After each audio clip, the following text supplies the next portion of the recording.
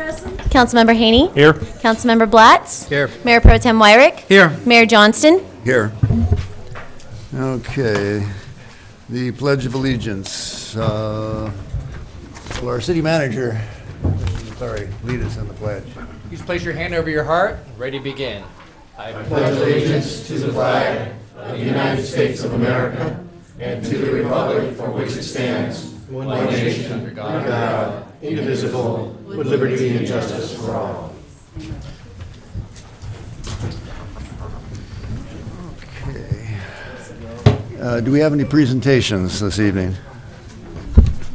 We have no scheduled presentations, Mr. Mayor. Okay, so we are now to the reports from the council members. Should we start over here? Paul? I have nothing to report, Mr. Mayor. Bill? I just want to report that the Ventura City Council last night, I attended the meeting, approved unanimously the opinion of the of this body as well as the Casitas Municipal Water District, and approved the regional effort, first step, consulting study to look at the State Water Project connection. And just to underscore why this is so important, I have the Metropolitan Water Supply Conditions Report that statewide we are at 193% of snowpack for the state of California. The Colorado River Basin, Upper River snowpack is 162%, so it's not just California that's doing well. The Oroville, which is the source of most state water, is up to about 80%. They can't put any more water in that reservoir and have headroom for spring flooding conditions. And the drought, exceptional drought as of last week before the latest rain, had shrunk to an area only on Ventura County in the entire state. We're the only part of exceptional drought left. And in the face of all of this water coming into the state plumbing system, the state storage system, the rain that we got put us up about 1% to 2% in Lake Casitas. Right. Part of diversification is interconnection with the vast geography of the state, and the plumbing right now is hamstringing, making it storage, taking advantage of all the storage potential we could have this year. So I just wanted, there's good news and more to come, I hope. All right, thank you, Bill. Randy? I would just like to add one thing to that. You know, there is a state water project tour that is run through the Metropolitan Water District, and it's open to the public. I'd recommend that if you have the opportunity, contact them and set yourself up. They do the state run from Oroville all the way down, and they also do a Colorado run. So it's important that you understand how that state water process works and how it operates, and you'll understand the importance of why we need to tie into it. We had the Libby Bowl committee meeting today, and we're talking about the current management operations. We had a great discussion on it, and we're looking at different management model options also. And we'd like to come back to council sooner than later and actually utilize the arts grants waiver program to initiate applications for the bowl this year for use. And so that we don't have to create an application, it would actually be a fee waiver activity so that people can present a complete package. It can come to council if there's going to be some type of a fee waiver. And it's not just willy-nilly how you feeling tonight. It'll actually have some concrete information being provided by applicants so that we can make quality decisions. Thank you, Randy. Susan? I have nothing to report. That cannot wait till another day.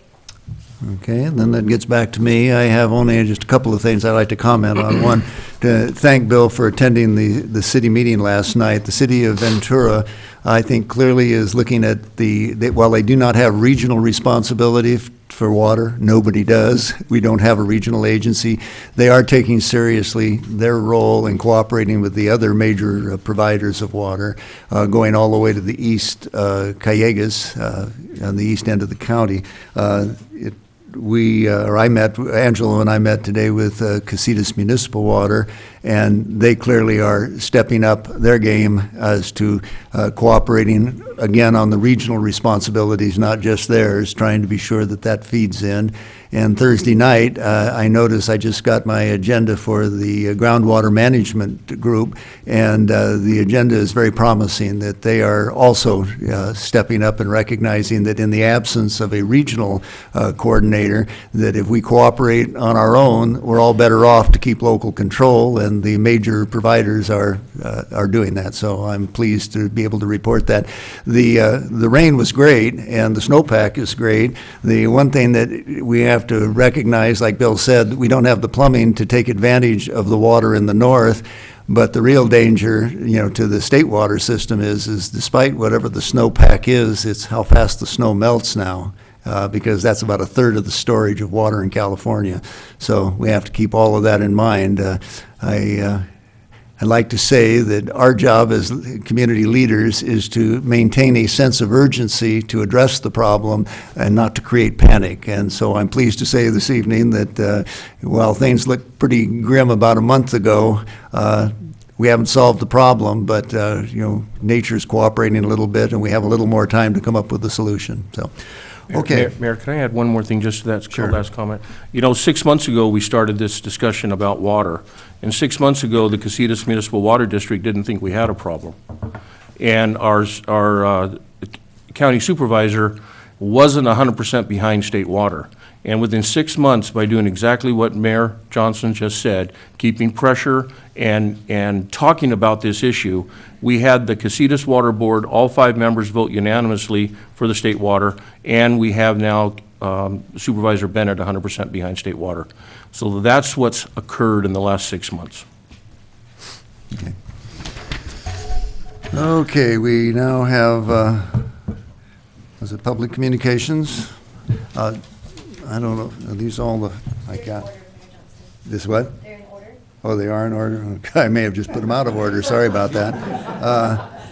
Okay, we got, well, let me see what, this is limit. Okay. Public communications, where's Christine? There you are, and you managed to make it on top of the heap. Here, you're up. It's always good to be at the top of the heap.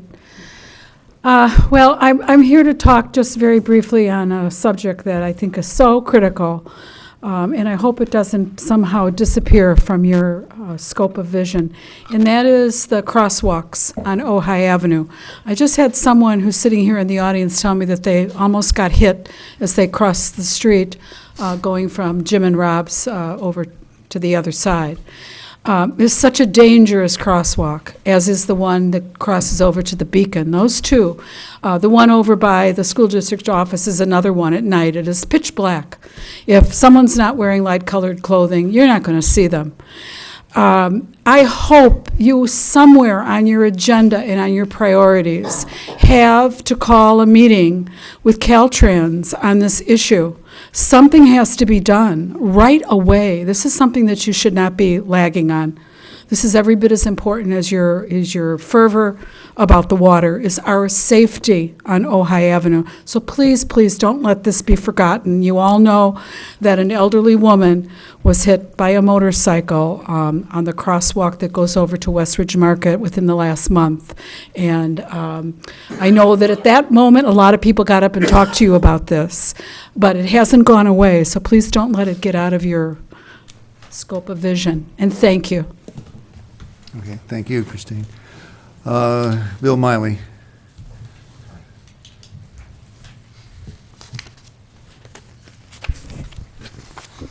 Bill Miley, North Signal Street. It may be time to deal with this. So here, I was at the post office today. I had gotten out of the car. My wife was in the car. Went in, opened the box, came out. I looked across, down one way and down Ojai Avenue the other way, and I had this nice mellow sound of the roadway. It was very mellow. I felt, wow, this is really great. And suddenly my ears were blasted with raucous sounds. And there was this pickup truck pulling out down from Signal going west. He was going, and my ears were going, Mine are too, but go ahead. and then another one did it. Another pickup did the same damn thing.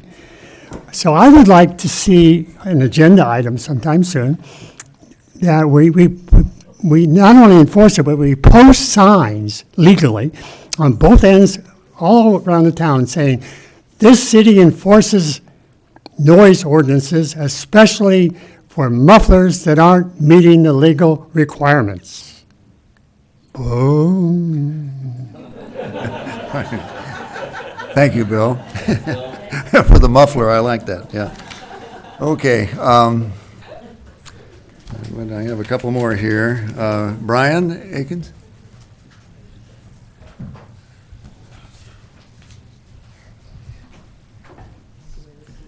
Brian Akins, I'm representing the Ojai Valley Museum. I promise not to imitate a muffler.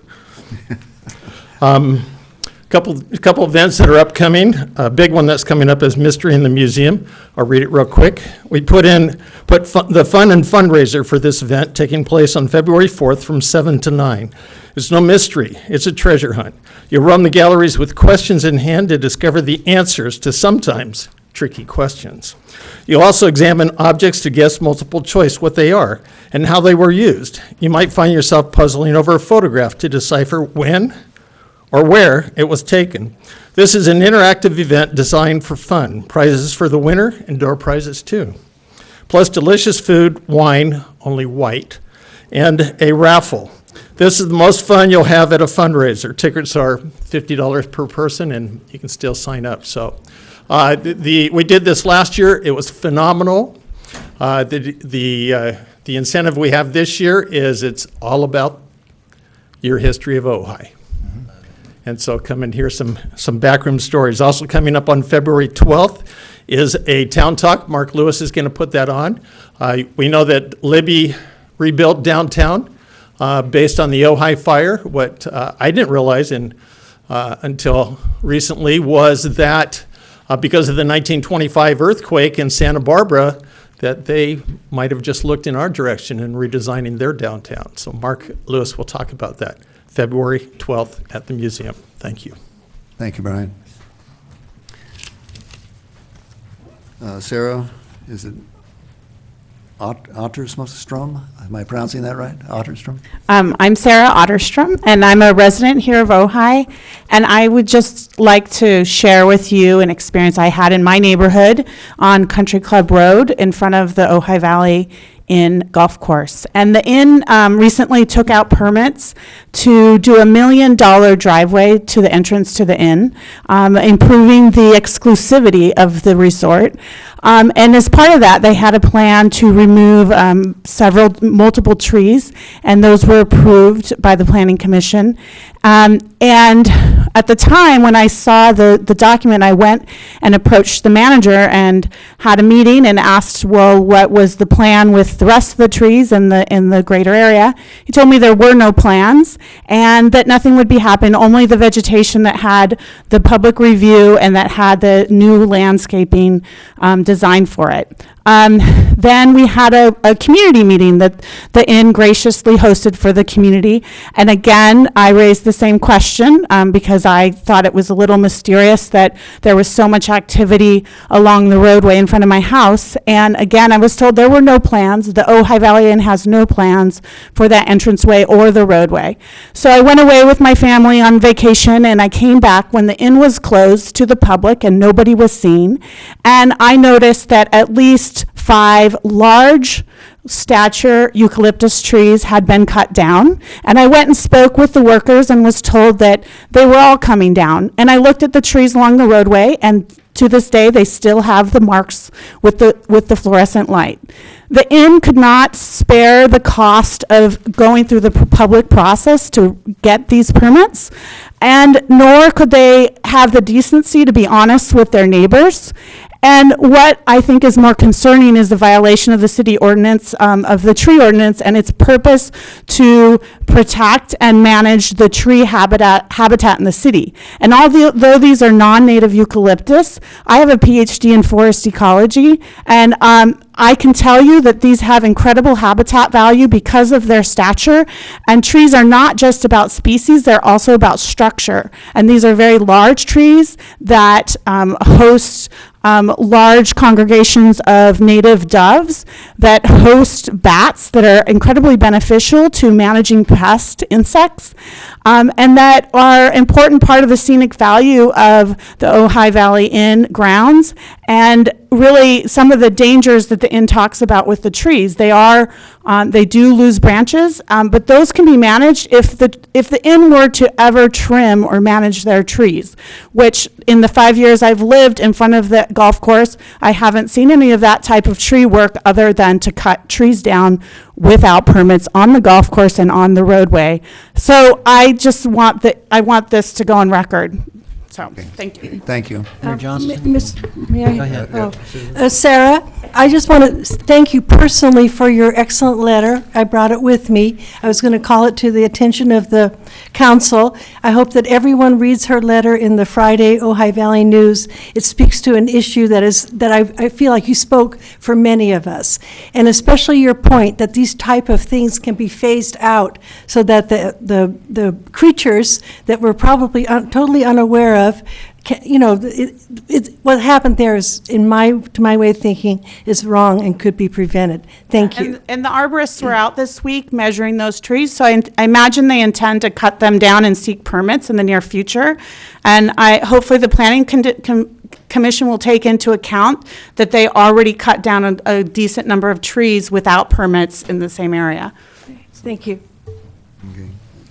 Councilman Wyrick. Mayor Johnston, I just wanted to see if Mr. McCleary wanted to weigh in.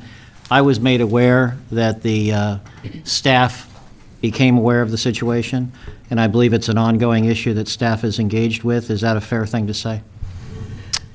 I don't really have much specific information on it, and I don't really want to comment on any specific Okay, case, that's but I'm fine. more than happy to look into it and find out what staff is doing and what permits were or were not required. Be happy to look into that for you, make sure everything's being done properly. Thank you, Steve. And our friends, Deborah Henry from the Green Coalition.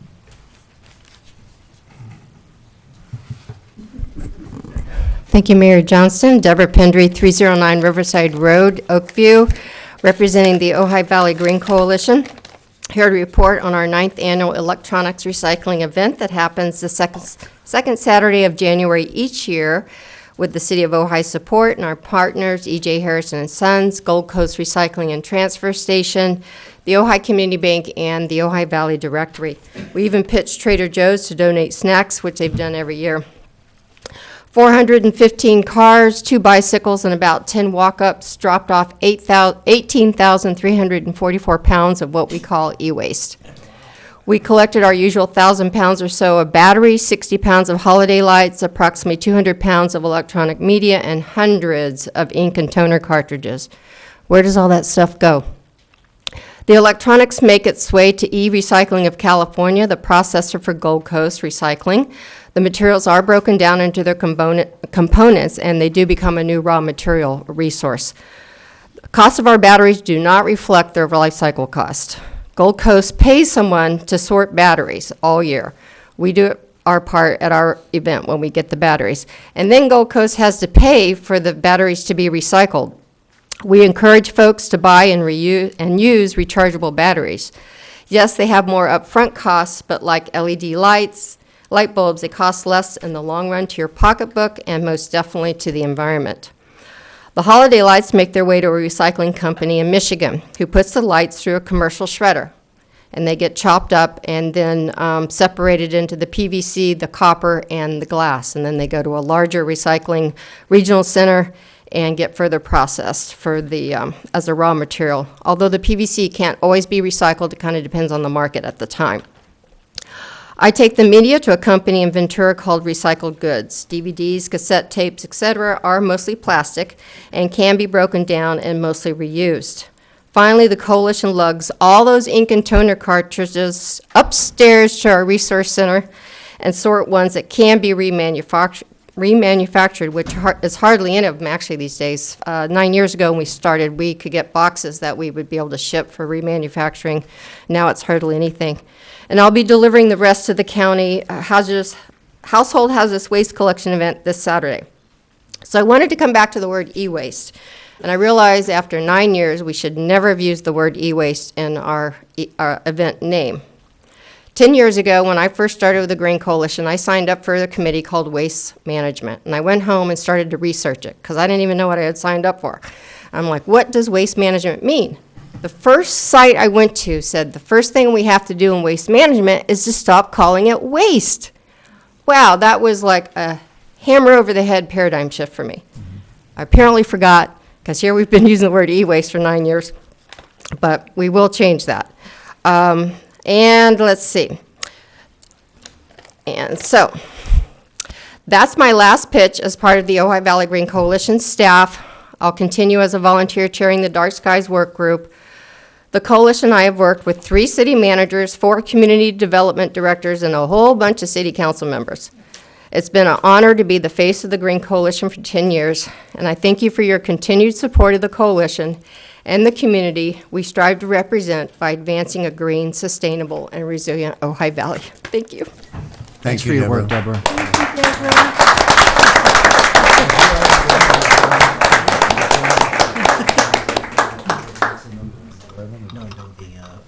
Yeah. Yes, at the end. You know, do we have, okay, we are now getting ready to start into the regular agenda, and what I would suggest is we have 2 addendums to the agenda. I think it's probably, 10 and 11?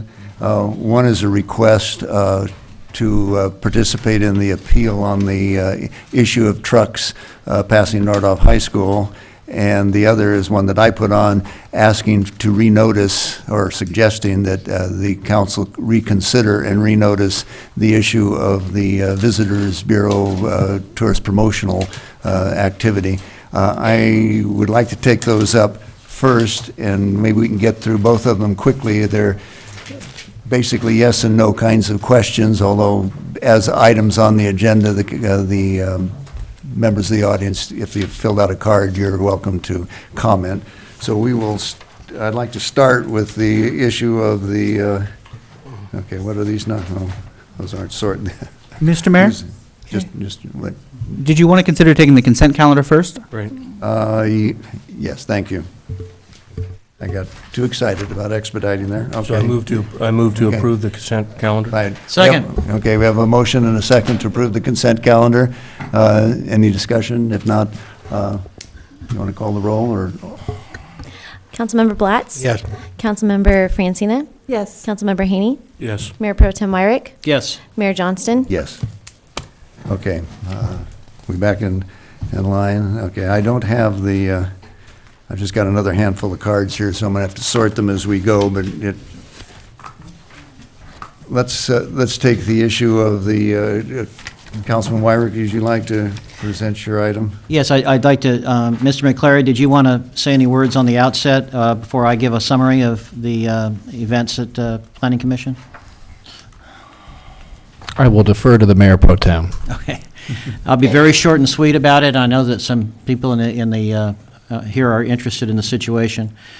There were 3 parties. Mr. Shapiro led up, I guess, representing the trucks, the Stop the Trucks Concern Group. The City of Ojai was a co-appellant. The school board, school district was also a co-appellant. Mr. Bankser spoke. The principal at Nordhoff spoke. I spoke. And the basic issue is this, making it very simple. For a decade, the county planning staff recommended that the Mosler Quarry conditional use permit be extended for 30 years, and that what they call the local conditions be stripped out of that conditional use permit. The conditional use permit, quote-unquote, local conditions that were have been in place for all these decades boiled down to, 1, not having the trucks go by Nordhoff High School during morning rush hour with the students coming in, and number 2, that the trucks be confined to Highway 33. In other words, by conditional use permit stipulation, not be allowed to go off the state highway. I think We appealed not the modification for 30 years, but just say, you know, if you're going to have a 30-year modification, keep the local conditions that were in there from the very beginning and have been there for decades. They rejected that appeal, and the question is whether the city wants to appeal the decision of the Planning Commission to the Board of Supervisors to keep these local conditions in the conditional use permit for the Mosler Quarry. And I think that pretty much summarizes it, unless I know Mr. Summer and Mr. McClary are aware of the situation, if I've missed anything. I think the only thing worth adding is that it's a 10-day appeal period from the decision on January 18th, which runs January 28th, hence the addition of the item to tonight's meeting. And the item is on the agenda because there's a 10-day period to appeal, and this is our only opportunity to discuss as a council and give direction for that appeal if we wish to proceed. Okay. Mayor, can I interject myself into this just real quick? Sure. I'm not, I just asked our city attorney, I purchased material from this company, so what I'm going to do is recuse myself from this. Our city attorney says I'm not necessarily in conflict, but I just think it would be better said if I removed myself from it. Okay. Mr. Mayor, I just have one question of Mr. Summers. Who's going to argue the appeal? At the moment, I think the expectation is that it would be the city manager or the mayor pro tem, perhaps second after Mr. Shapiro. I'm available to argue the appeal if desired. That's up to the council. Yeah. And then what's the cost of the appeal? I defer to the city manager on that question. I did not have a chance to look into that. I'm sorry, I didn't anticipate that question. I believe it's $1,000. I can verify that for you. Yeah.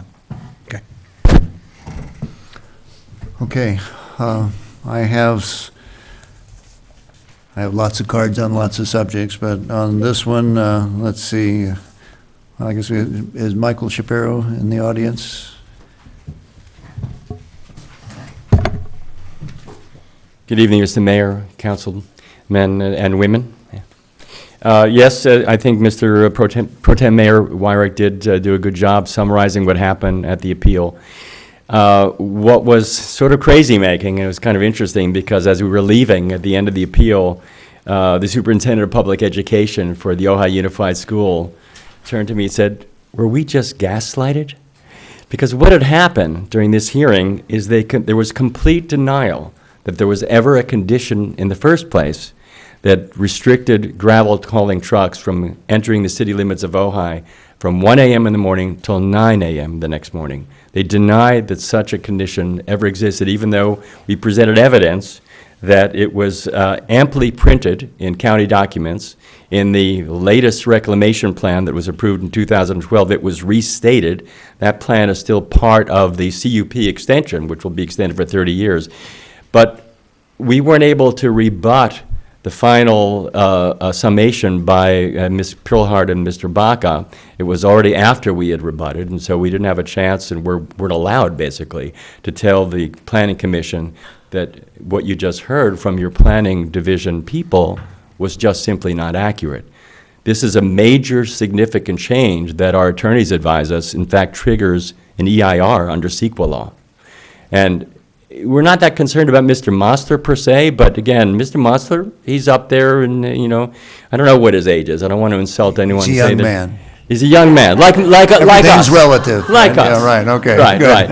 And I told him, 30 years, I hope we're all alive 30 years. I'll be 102, but who knows?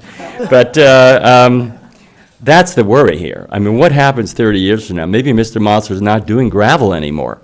He says he's not, that his gravel is too porous. It doesn't work for concrete or oil anymore. So he's in another line of business, decorative rock for the fascia of buildings. But why he's going to sell that for another 30 years, I don't know. I don't trust a lot of it. I think this is an appeal that is really worth doing. And since this meeting, I've gotten countless emails and social media contact from students who've had close calls over and over again, month after month, competing with these big gravel trucks. And one other thing, when we put up on the slide, and thank you, Mr. Grant, for, if he's here today, for making available the Safe Streets project that has been applied for grant-wise. And they said, well, we can't be bothered by a speculative project. And even though we said this is something that's going forward, the 4 lanes are going to be reduced to 2. That's going to even make the choke point of big gravel trucks competing with newly licensed and inexperienced drivers coming to school at the same time, plus parents, plus pedestrians, plus bicycles, plus faculty, untenable. And they didn't agree. I think it's worth appealing for the safety and health and welfare of our young people. Thank you. Thank you, Michael, for the summary. Might I ask, because of the number of speakers on a number of topics, if what you had in mind to say has already been said, like the nice summary that Michael gave, you're welcome to come up and say ditto or say that you are supporting Michael in the appeal or opposing it, whatever your position is. Okay, let's hit it. We have my good friend Bill Miley. Where are you, Bill? Oh, good. Yeah, that's right. Bill Miley. And part of what I need to say is ditto for Michael. Okay. Vroom, vroom. I did not talk to Michael, and he didn't talk to me. So we have original ideas. Okay. So if your council decides to appeal, I'd like to say these things. I understand this is a de novo hearing, so it starts from the beginning, so new things can be presented, right? Okay. So I read it over. Having recently been very supportive of the proposed Maricopa Highway safety proposals that we did months ago, 2 lanes, bike lanes, and now the budgeted crosswalk flashing lights, this new city plan maybe should be considered for inclusion in the city appeal. Also, from a public health point of view, which I did over years, with primary prevention in mind, the primary prevention is catch it before it happens, like vaccination, split roadways, lights, road use changes. Secondary, if it happens, catch it early. And tertiary, keep the patient from dying. Maybe there should be a narrative roster, Michael was talking about this too, of close calls with trucks during that time period. Primary prevention, a narrative roster to present. Okay. Ask the students. Michael, you took my stuff out. Ask the parents, ask the teachers. What here? Have you noticed any close encounters with gravel trucks when going to Nordhoff High School during the period 7 to 8 a.m. over the past years? Not only written narratives, but planned oral narratives. Kids get out of school and go to the Board of Supervisors. And what about the diesel particulate emissions which swirl around the trucks as they pass on by, or slow and accelerate and stop and accelerate? Now, with flashing lights installed, I believe in 3 crosswalks, there may be a lot more stopping and going by the 3 diesel trucks each morning. If you ever watch a diesel truck accelerate, it's right out the back. Also, once the highway becomes 2 lanes, which I really like, there'll be a lot more stopping and going by everybody. Traffic will be 1 lane each way. Okay. I don't think they considered that. These changes were not part of the original quarry plan. And once the Maricopa safety lights and roadways modifications are complete, there should be an opportunity to again return to talk about this 5 or 7 years or 2 years or 3 years, not 30 years. Thanks. Okay. Thank you. Casey. Is Casey Ed? Council? You doing? Just here to remind you that these trucks that are in this discussion are labeled as professional drivers by the Department of Transportation. They pay an enormous amount of road tax to do what they do. I've had many close encounters as a student, with students, with teachers. These guys are the best in the business. They're trash truck drivers, produce delivery drivers, fuel trucks. They should all be labeled as the same, no stereotypes. And I just think they have the right to do what they do. 25 miles an hour is uncalled for at 8 in the morning at any point at Nordhoff. I don't think they could pull that off if they tried. I just want you to think of that side of the discussion as well. So, thank you. Yeah. Are you saying that getting up to 25 miles an hour in that traffic would be difficult? I don't think you can do that. Okay. These guys, they pay heavy haul fees. They're the best of the best. Yeah. I don't think they should be treated any different than anybody else. So, Okay. Thank you. thank you. And Chris. And I can't read the last name. Oh. Chris Hilgers, 704 Park Road, Yeah, hi, Chris. Mayor, Council, and all the citizens that are here. I've been here since 1969. I've known the owners of the quarry from back Mr. Smith to Mr. Zimmerman to Mr. Mosler, which currently owns it now. I think that everybody that has lived in this area for more than 10 years doesn't realize that the quarry has served a useful purpose in many things that have happened in this valley, from construction to revetment to the rock that's down by McDuck's to out on the east end by Bucali's to numerous things down at the ocean to things that are going on all over the valley and have for a long time. And I think that one of the things, if I can use an analogy, well, it's what's happened is, I think in many of the things of Mr. Mosler, is that if you were going to work in Ventura, you might have to get in your car in the morning and get a permit to back out of the driveway. You might have to get a permit to go off 2 bridges when you're going to work, and then you'll add insult to injury. You might get a fine for arriving at your business 10 minutes early. Now, certainly some of these things in that analogy are over the top, and I agree with that, but there's a thread in there. And I think that what's happened is, in many instances, the people in the valley, he faces what my wife and I would call crushing regulations. I think that's a pretty good pun. And I think that really the purpose of a lot of these meetings is they don't want the quarry, and they're really trying to put them out of business, but I think it serves a very useful purpose in the valley. And I think that one of the things that people don't recognize is that it's a great asset in that it's very environmentally correct. If you've been to the quarry, I've been to a lot of them in the state, it's a very difficult business. Mr. Mosler does, and his wife do an exemplary job of running that kind of a business very well. And I think that what's happened is that I don't think years ago they used to haul rock from Catalina Island. Of course, we're not going to do that anymore.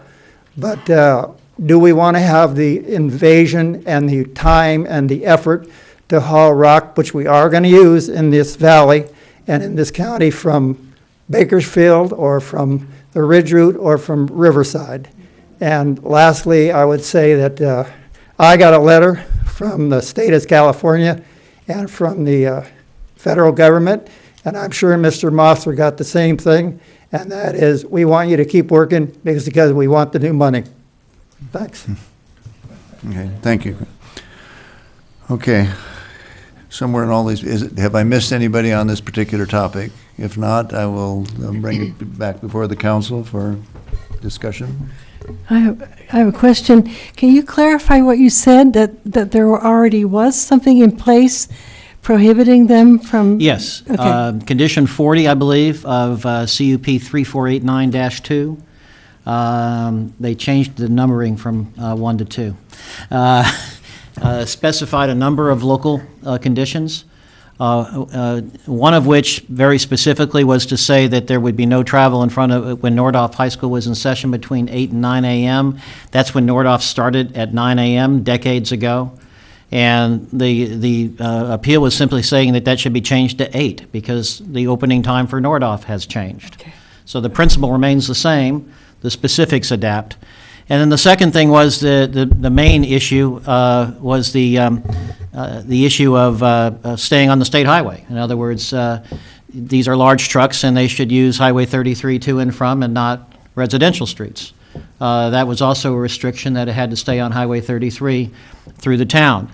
There were actually a lot of other restrictions, things like you had to call the police department before moving the trucks and things like that. The appeal did not ask for those to remain. It simply asked for two major things: that the principle that's been in place for decades, that you shouldn't go in front of Nordhoff High School in morning rush hour, and that the should remain, and that the truck should stay on Highway 33. Again, the Planning Commission upheld the recommendation of the staff that those be stripped from CUP 3489-2 in terms of the modification going forward for 30 years. Thank you. I also have a question, Mr. Mayor. So currently, what's the regulation in place right now? When can they go on a city street, and when are they allowed to go past Nordhoff? Well, there's a little confusion about, there's two different sections. One section says specifically not between 8 and 9 a.m., and another section specifically talking about 1 a.m. till 9 a.m. But it's not, it's in a separate condition from Condition 40. And then there is the specific restriction to Highway 33, and some other restrictions about the driver's records and notifying the police department. Okay. So currently, they have to stay on Highway 33. Well, the county's planning commission, no, the county planning staff is now saying that even though that stipulation has been in place for decades, that they don't think that that's allowed in a conditional use permit to have a route of travel restriction. To say that that's debatable among different attorneys is to say, Mr. Summers, is that appropriate to say that's a highly debatable position? Yes, I think the county has taken a position, as articulated by their planning staff, that they do not have the power to impose or to enforce a restriction on limiting the truck traffic travel to Highway 33. Other attorneys would have a different position. Let's just say it's not exactly a mainstream opinion. Yeah, there's no consistency on that, and a number of cities have taken the position that you can impose a truck travel limitation as part of a condition of approval based on appropriate supporting evidence in the record, largely as an environmental mitigation. You can't limit travel on legal travel on legal highways generally, but you can limit it as part of a land use matter when it's tied to evidence in the record supporting that limitation. Okay. So as to that one point, how do we expect to prevail on an appeal on that point if the supervisors are going to get their legal opinion from county council that's going to tell them that it's not legal for them to do it? How do we expect that? Which then requires us to go into further litigation if we want to try to limit that provision, correct? If the supervisors do not accept the argument of the appeal, then yes, that would be a path forward. Okay. And the planning commission has already gotten the legal opinion of county council that they can't legally do that. So it's hard for us to anticipate the supervisors going against their own county council, I'm sure.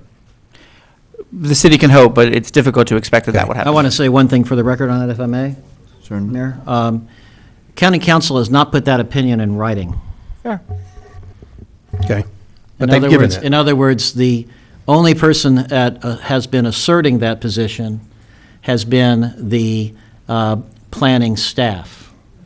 There's been actually no written finding to that effect by the county council, which is, I think, highly interesting. Okay. Now, as to the second point, right now, are you saying that trucks can travel in front of Nordhoff between 1 a.m. and 8 a.m., and then from 9 a.m. and after? There's two references that I wish I was more up to speed on. Condition 40 says when Nordhoff is in session, not between 8 and 9 a.m., when that dates back to that's when Nordhoff started at 9. And then there's another section quoted in the compliance report, the reclamation plan, that talks about 1 a.m. to 9 a.m. but it's not in the, but we're, that Okay. needs some research. So Okay. I'd like to go ahead and, if there's no more questions, I Well, would. I'd like to ask for a motion before we I was continue gonna any do that. more discussion, okay? Your Yeah, motion is? I was going to go ahead and move to, for the city of Ojai to appeal the decision of the planning commission. I second. Okay, we have a motion and a second. Paul, you want to Now, continue? my only concern is I don't know what we're appealing at this point.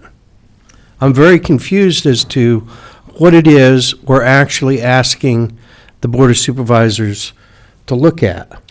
To continue a local condition of keeping the trucks from running during the morning rush hour at Nordoff, to reinstate, if appropriate, the condition of 1 a.m. to 8 a.m.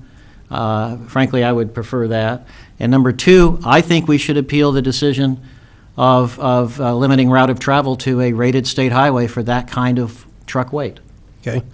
And then is the school district prepared to participate in this appeal with us?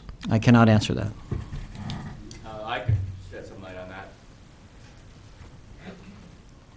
At the end of the meeting that we had, both Mr. Bankser, Dr. Bankser and Dr. Bayless said absolutely, if they appeal, they will be back, and they will also be back with many more from the staff, from students, et cetera, et cetera. Yes, they would. Any more questions, Paul? Mr. Mayor, Yeah.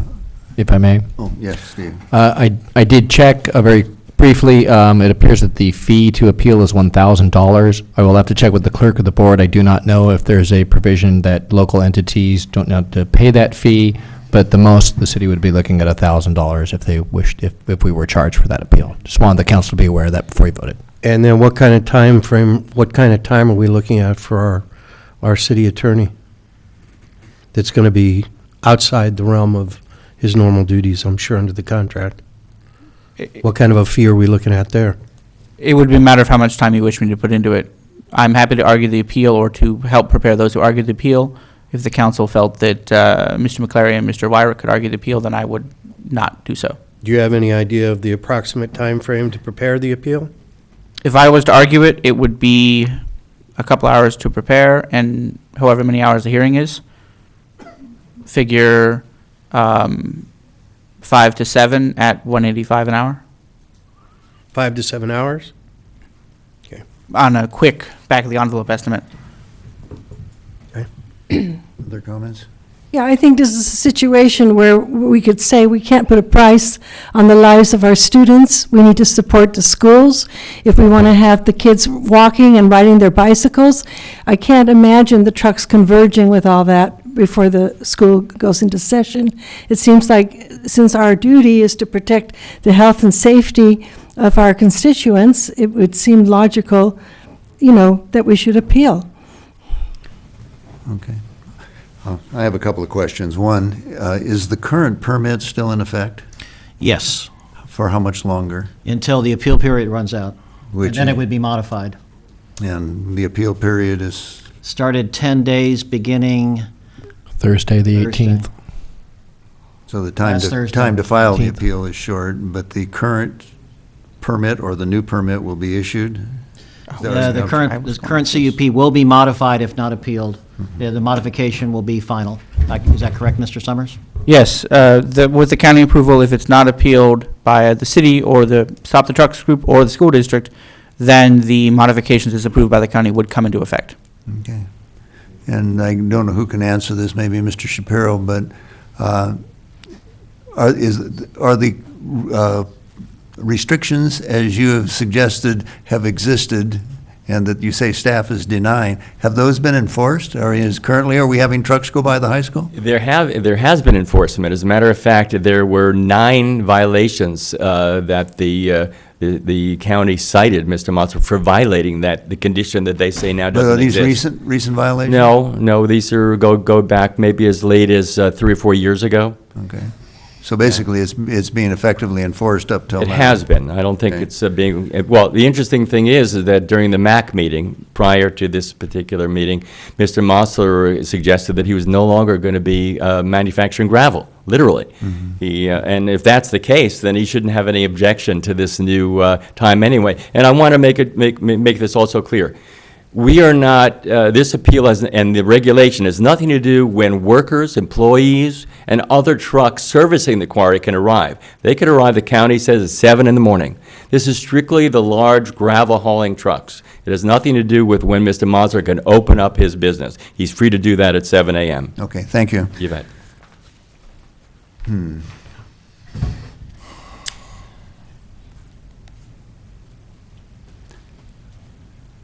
My understanding is that there have not been any cases like this that have been overturned by the board.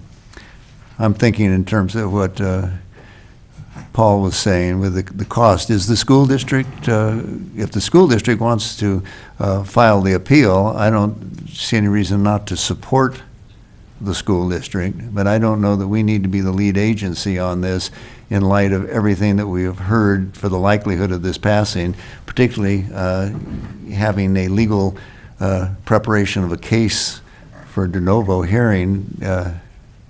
Just seems like we're spending money more symbolically. May I comment? Certainly. The reason I think it's important is that this comes down to almost an importance, a principle of asserting the sovereign rights of the city, I think.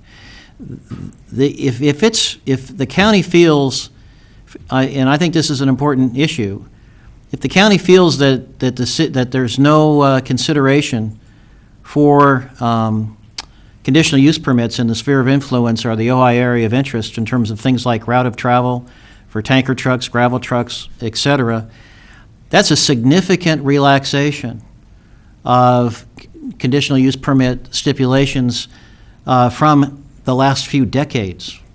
That's a change. And I just think that it's important that we do assert, this city's rights in terms of our citizens. And we're not asking for additional restrictions. We're just asking that the restrictions be relaxed a little bit, but not eliminated. And I don't think we should stand by and see these kinds of things eliminated. That's my feeling. Okay. With that, at least I don't know if the staff can answer the question, but does this city have a history of conditioning other enterprises that are coming through town on 150 and 33? Because I see trucks every bit as big coming down Main Street and passing through from east to west. Concrete trucks, tankers. I can't think of anything specific to that in the 8 years that I've been here. Obviously, we've had a lot of history cooperating and funding with Stop the Trucks on those issues. Yeah. Mr. Mayor, can I suggest one more thing? It could be helpful to you. As you know, the Stop the Trucks has for years been represented by Chatton Brown and Karstens, Earth Law otherwise, and they advise us for this first round. I will redouble their efforts to chip in and be part of this so we could take the brunt of the legal research and the legal presentation, even if it means having our attorney come up during the appeal that day. And this would relieve Mr. Summers and the expense that you've so expressed concern about. Well, in that case, would the Stop the Trucks Coalition still has some funding. Now, by the way, this restriction, you have to remember, put it into the context, there were 5 gravel mines up in the Los Padres. At one point, each of them were getting a CUP that would have permitted, at one point, if all of them were given their CUP, we could have had about 1,000 trucks a day coming through Ojai. And to echo what Mayor Pro Tem Wyrick has said, if we don't show them that we're willing to take a stand, believe me, the rest of those gravel companies, although one is out of business, the Ozina Ranch mine is out of business, they are looking at this. And if they sense that we could just be rolled over, and no pun intended, but maybe it was intended, we will have our hands full in the future. And to refute the sincere gentleman who came up here and spoke on behalf of Mr. Mosler, we are not restricting his ability to do business at all. We're just asking for trucks not to be there until the kids get into their desks and the bell rings. That's it. And to suggest otherwise is foolishness. And Mr. Mosler was also perhaps the most heavily violated operation of his kind in the county. Okay, thank you. Thank you, Michael. Mr. Mayor, I just have one other question directed at Mr. Summers. When an agency is issuing a conditional use permit in their jurisdiction, and that conditional use permit affects another jurisdiction, how is that managed? I mean, how does the jurisdiction, such as the city of Ojai, where it's being impacted by a conditional use permit issued by the county, which we really don't have any say into having that issued other than what we're doing here now, but it has an effect within our jurisdiction because those trucks come through here. What is the law on that? The agency issuing the CUP or modifying the CUP is not required to delegate its power to the city. There's no direct power for the city, as is evident. But the agency, in considering the impacts under CEQA, must take into account the impacts on other areas, including the impacts in the city. It's not so much a direct jurisdictional matter as it's a CEQA-based issue. They have to consider the impacts on the haul route through the city and the traffic and safety impacts that have been discussed. But there's no direct obligation for them to consider the city or the city's goals in approving the permit. The only exception is for a project that is directly within the sphere of influence. As I understand this situation, the quarry is not located in the sphere of influence. Right. Correct me if Just I'm wrong outside, on that. correct. It's just outside. Keyword, just outside. Okay. If it was just inside the sphere of influence, they would have to look at consistency with the city's general plan if that area was pre-zoned. I do not believe that area is pre-zoned. Okay. But because it's just outside, that doesn't apply. Thank you. Mr. Mayor, I think that, given the fact that Mr. Shapiro has graciously offered some assistance in this matter, so that the total brunt is not on the city, I think it's well within our best, the best interest of our community to probably do the appeal. Okay, so, will the clerk read back the motion? If possible. If not, I'll have It's pretty short. our memory genius here. I'm sure he knows it word for word. I apologize. I've never been asked to do that before. Oh, okay. Just give me a second. Then I apologize for asking you. Yeah. Now you'll be ready the next time. I will. Ready. Well, Bill, why don't you restate your motion? That will make it easier. I move that the city of Ojai appeal the decision of the Ventura County Planning Commission to remove local conditions from CUP 3489-2. Okay. So you're moving that we be the lead agency to do that rather than the school district or some other interested party, In the right? interest of time, sensitive matter, yes. Okay, is there any other discussion? Only I think the motion should include some input we're going to get from Save the Trucks. Okay.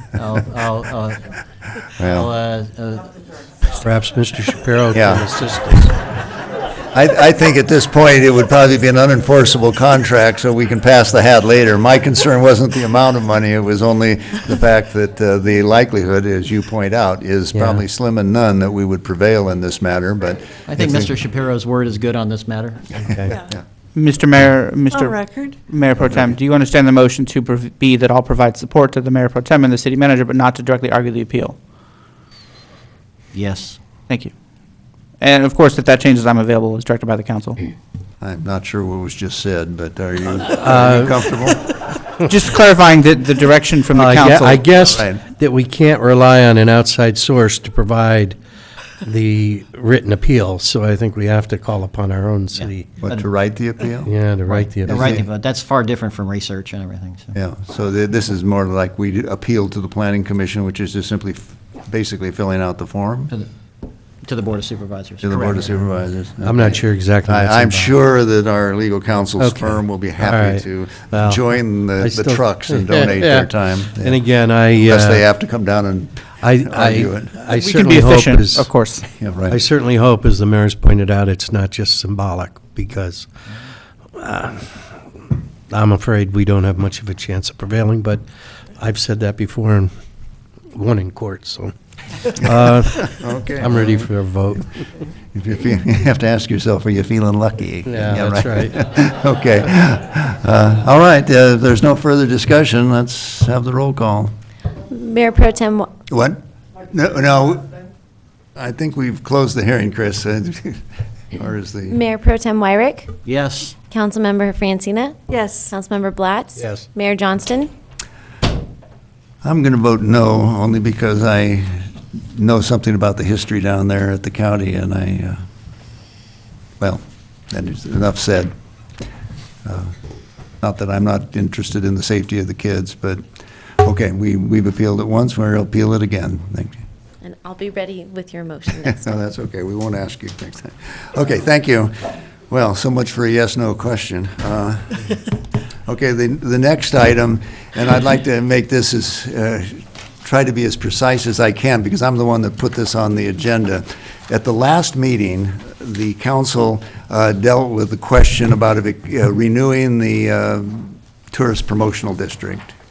And it passed on a 3-2 vote, and that was to start the process, which meant that on February 15th, we were going to have a community input from everybody. And then the following March 15th, we would have a public hearing where everybody could weigh in, and then the council would take it under deliberation and make an actual decision. So no decision, contrary to what some public comments have been made, that the council has not made a decision on the renewal yet. They just set the process in motion. However, after that meeting, I had a number of citizens contact me, some from both for and against, with some degree of surprise with the 10-year extension and the doubling of the rate. And so I looked into the matter, and some of the people, I don't think they were veiled threats, but they might have been, and they suggested, if anybody's seen the letter,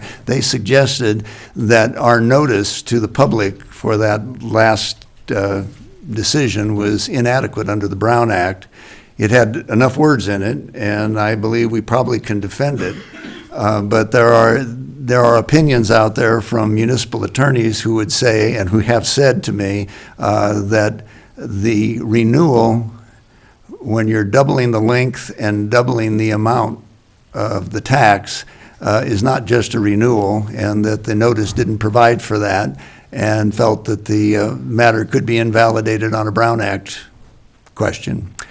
They also pointed out that if you go that long and you double the amount of effort and money, that there should at least have been some comment regarding the CEQA application. Now, we might, again, prevail on that. In my letter, I point out that I'm not suggesting anybody did this deliberately. If in fact it is an oversight, it's inadvertent. And it seems to me that a reasonable insurance policy at very little cost to anybody would be if we would renotice the matter and hear it at our next regular meeting and reset the clock and start over. And that way, we, I think, will protect ourselves against challenges, and whether it is a likelihood or not, it would protect us from the matter being invalidated on a Brown Act challenge or challenged by CEQA. So because I voted against the motion, I cannot make the motion to reconsider, and I don't know if my introduction here is persuasive to my colleagues as to whether or not they would want to reconsider the matter and renotice it. The reason I'm giving the lengthy introduction is that I see a stack of cards here from people, and I assume both for and against, and because it's on the agenda, everybody has a right to make a comment if they feel the necessity to do that. Once somebody has made the comment, If you're going to be repeating basically the same thing, that I would ask that you would try to keep it as short as possible with ditto. The main point of this is that we are not debating the merits. That what I have suggested is not going to get into the merits of tourism, the amount of tourism, any of those facts. Those would all be dealt with in 2 weeks, either in a new hearing or a new discussion, or if the matter is not reconsidered, they still will be discussed in 2 weeks. The only difference is that we will, if we wait 2 weeks and reset the clock, we avoid the possibility of a challenge, and then we can start over with everybody adequately notified. So with that as the introduction, I don't know if I open it up to public comment first or ask for a motion to be reacted to. I would recommend taking public comment first. Okay. Just point of order, would it be appropriate to hear from our city attorney on the legal points that you raised? Sure. Would that be appropriate before the public hearing, as part of a staff report? Yeah, sure. I'm happy to speak to the points. Thank you, Mr. Summers. And I understand that to be a request to do so. On the Brown Act point, I trust that all have reviewed the mayor's memorandum. The basic standard is that a agenda description must provide a brief general description of a matter not to exceed, or not required to exceed 20 words. I'm confident that the description of the matter, specifically considering setting a public meeting and a public hearing on this matter, is defensible. Whether the council finds that nonetheless, if is defensible, bears renoticing and revision to be of greater transparency is a matter for the council to decide. On the CEQA issue, the proposal is to set that was considered was to set a public hearing and set a public meeting to then consider whether to impose a assessment for funding tourism marketing efforts, which is a renewal and extension and increase of the existing funding mechanism that is an assessment for tourism marketing funding. That action is exempt from CEQA because it is not a project, because it does not have a reasonably foreseeable environmental impact. There is a potential environmental impact, as is anything has a potential impact. The question for the council is, do you find that it is the impacts that have been raised as potential impacts and that I expect will be raised are reasonably foreseeable? That's the key standard there, and that's the key question for the council. Again, I'm confident that the actions that have been proposed can be defended. Whether the council wishes to do further analysis is a matter for the council to consider. I'm happy to answer further questions on that.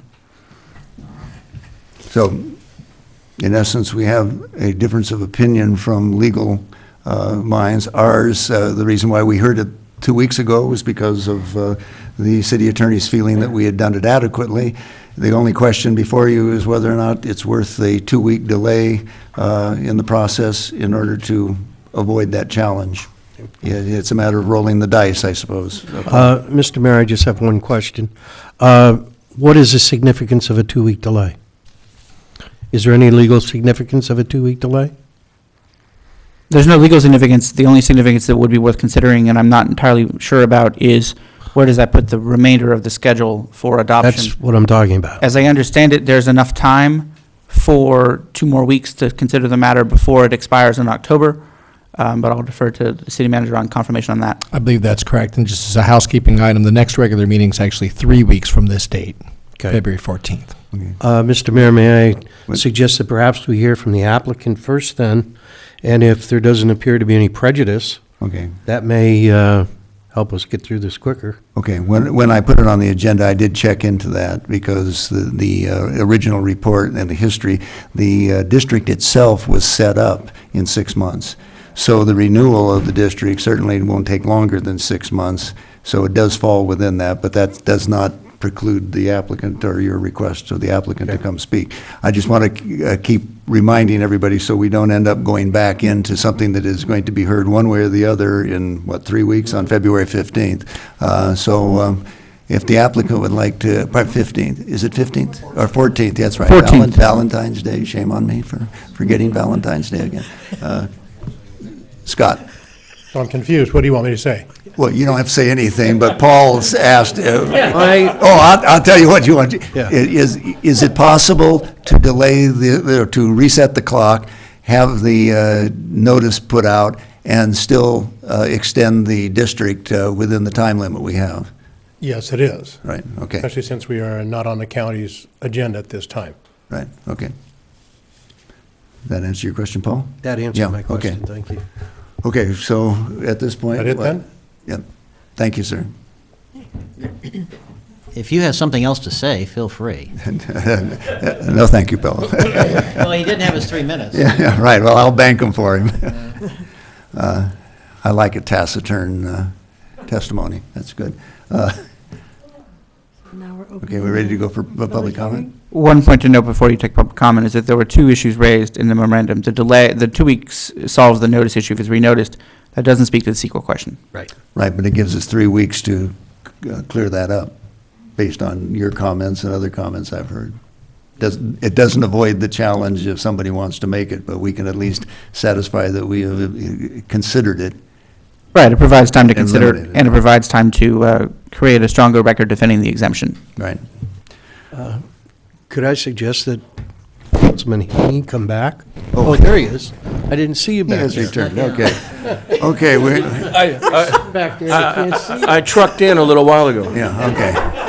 Yeah, Gee, I never thought I wouldn't see you. There you go, huh? You need to check his CUP. Right, okay. Leslie Ferraro. I believe that this is number 10, yes, right?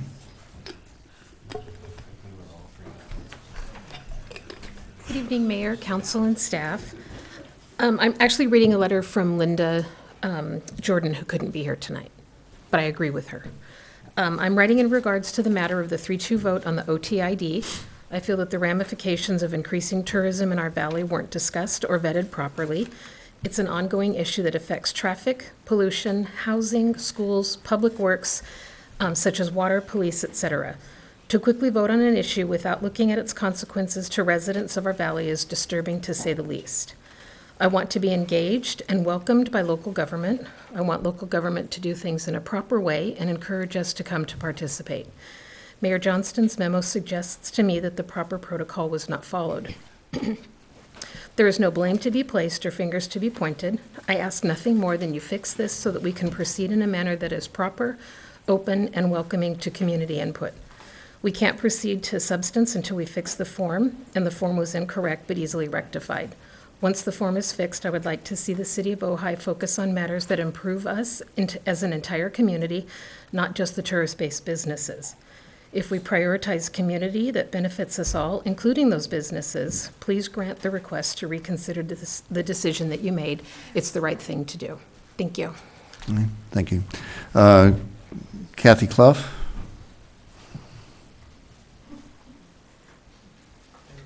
Is this the right, maybe it's not the, yeah, it says item agenda 10. Say the name again? No, Kathy? Okay. Kathy? Kathy? Okay, we'll come back to that. Maybe Peggy Lucera. She's here, she's here. Oh. Okay, we're going to be here a long time if we, So we're still confused as to, are we discussing purely a delay of 2 weeks? right, or 3 weeks, I guess it's been pointed out. I don't, is it 3? Yeah, I guess it is 3. Not whether or not the T-bid is a valid concept and the value of it to the community, blah, blah, blah. No, we're not talking about We're that. not talking about that. Right, only whether or not to renotice and hear it on the 15th. 14th. Or pardon me, 14th, yeah. Okay. There I In other did. words, I there'd be just no- violated the Brown Act with an inadequate notice, I'm sorry. In other words, there'd be no change in the hearing date as currently scheduled. Okay. Is that correct? Well, it'll would- it'll extend it at the far end by 3 days, or 3 weeks. If The hearing was scheduled already for the 14th. If the council acted as the mayor requests, that would mean that the council would be considering the matter at the February 14th meeting as to when to set the public hearing, That's the public correct. meeting. It As would opposed kick to all having of the the hearing dates on out. that. Oh. The hearing would not be on February 14th. Instead, it would be, that would be the night at which the council would consider when to set the public meeting and the public hearing. Right. Correct. So at this point, we'll save our comments for the 14th. Okay, thank you. Appreciate that. Okay, Peggy Lucera? I'll save mine for the Fine. Okay, thank you. Meg Goodwin? Veronica Cole? Is there a Veronica Cole in the house? Yeah? Oh, coming, all right, thank you. Good evening, everyone, Mayor, council members. I'm Veronica Cole. I'm the Director of PR and Marketing for the Ojai Visitors Bureau. And I'm kind of confused at this point. There's a lot of back and forth, pro, con, but I think it's important that you know from a personal standpoint, it's not just about tourism. It's about building relationships with these business owners and what these business owners have achieved from our efforts. That's really important to me that y'all know that. I don't want it just to be a pure business decision. So that said, and the fact that I think we're not supposed to go forward with the original comments that I was going to make, I'm not sure what else to say at this point other than we need tourism. It fuels our economy. It trickles down to every avenue of the way the city works, and the roads are being repaired. Your city vehicles are being repaired. But the parks topic being- is whether or not to renotice and move it 3 weeks Right, and then so to get that's into why these I'll just be qualities. quiet now. Yeah, okay, well, thank you. We'll keep those in mind. Do you have a position on that? I want this done as soon as possible. Okay. And may I say the reason? I have a very full agenda on my plate. I'm set to travel to go on media trips. When I go and travel on media trips, I'm speaking from my heart to all these top-tier editors about the sense of community that we have in Ojai. It's a little difficult to do that right now with this in the balance, but so for me, the sooner the better. Okay. Well, I don't think there's any question about that. There will be a visitors bureau. It's just a matter of how much money, how much time, and those Sure. kinds of things, so. All right. Okay, Thank so you. thank you. Jim Johnson. I'm going to save my comments. Okay, thank you. Bill, no. Michael Haley.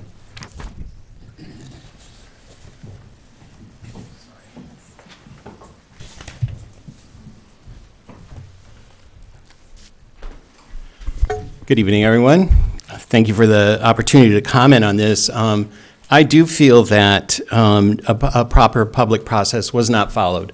In the marketing brochure or the 30-page write-up that the Civitas group wrote, it says that they, as a group, are subject to the Brown Act, including the board of the Chamber of Commerce, whatever board it is that's running the OTID.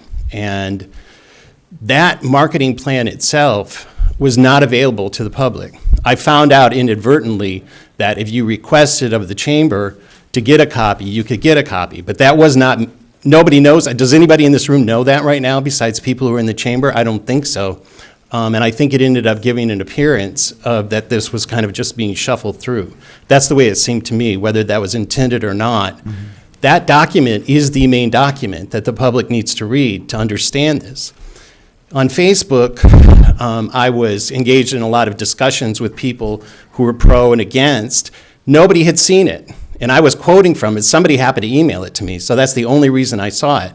And even the people that were saying they were in favor of it, they didn't even understand what the OTID was. It was not presented to the public at all. To me, I think that's a clear violation of the Brown Act, and I think I support redoing this. Thank you. All right, thank you. Let's see. Oh, they got a batch of them here. Okay. Always seems to come up Bill Miley. Vroom, vroom. Yeah. Performance art night. Yeah, right. He took improv, you know. Bill Miley. I'm a little confused about what's going on, but it seems to me that it would be very helpful to have it redone so that there is lots of information provided on the website or at City Hall, so we could learn about just what Michael Haley just said. Okay, so you favor the renoticing? is it? Yes. Now, but I think February 14th is a problem. Some of us discussed this last night, and that's Valentine's Day. Mm. And hoteliers and other business people, I heard this from a business person, will be paying a lot of attention to their guests And they may not find it very easy to come here when they should be tending their business. So I think you should consider maybe moving it to another date. Okay. Happy Valentine's Day. Okay, yeah, thank you. Steve Calici?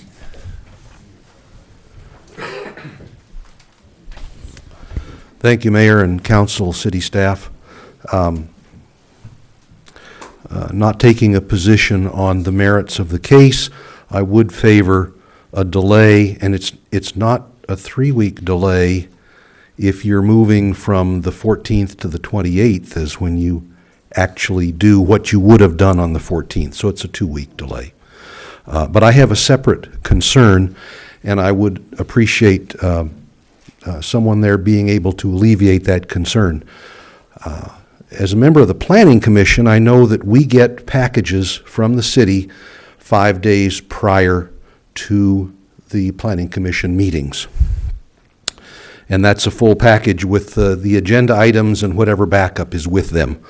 I am concerned that a letter from the mayor to the other 4 members of the city council that would have appeared prior to this meeting could be considered the beginnings of deliberations outside a Brown Act meeting.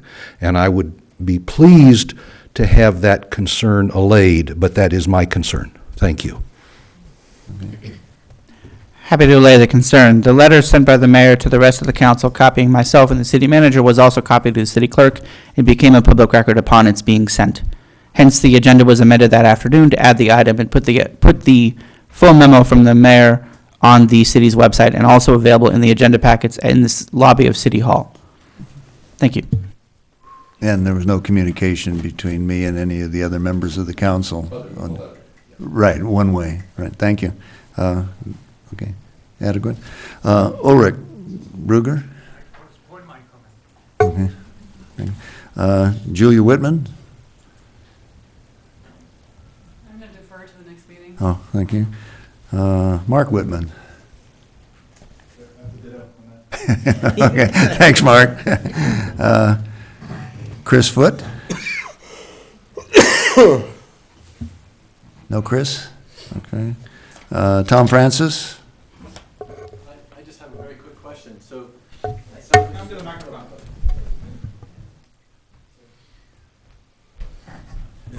Thanks for listening. I just have a point of order. So just to clarify, because it still seems like there's people confused, including myself. Are you guys going to vote tonight to extend this or not? Okay, the confusion is that this is a motion to reconsider, which has not been made yet, but because it's on the agenda, the city attorney says that everybody needs to be given an opportunity to say whatever they'd like to say in favor or against the idea of reconsideration. Afterwards, the council will decide, those who voted in favor of it will get to decide whether or not they wish to reconsider the motion and renotice, or whether to proceed as we did 2 weeks ago. Okay, so I guess I got to speak. Okay. Marcy Tosher? I think Tom wants to speak. Tom said he's going to speak. Oh, is that what he was saying as he was going? Sorry. I'm sorry. Notes. Okay.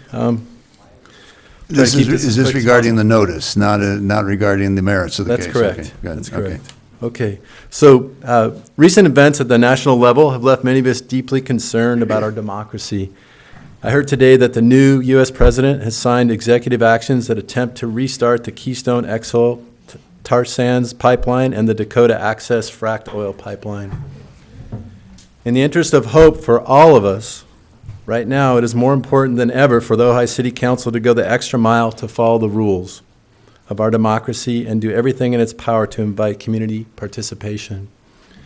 How and to what extent our local government chooses to engage in promotion of tourism is a very important topic that affects not just those involved in the businesses that rely on tourism, but everyone in our town.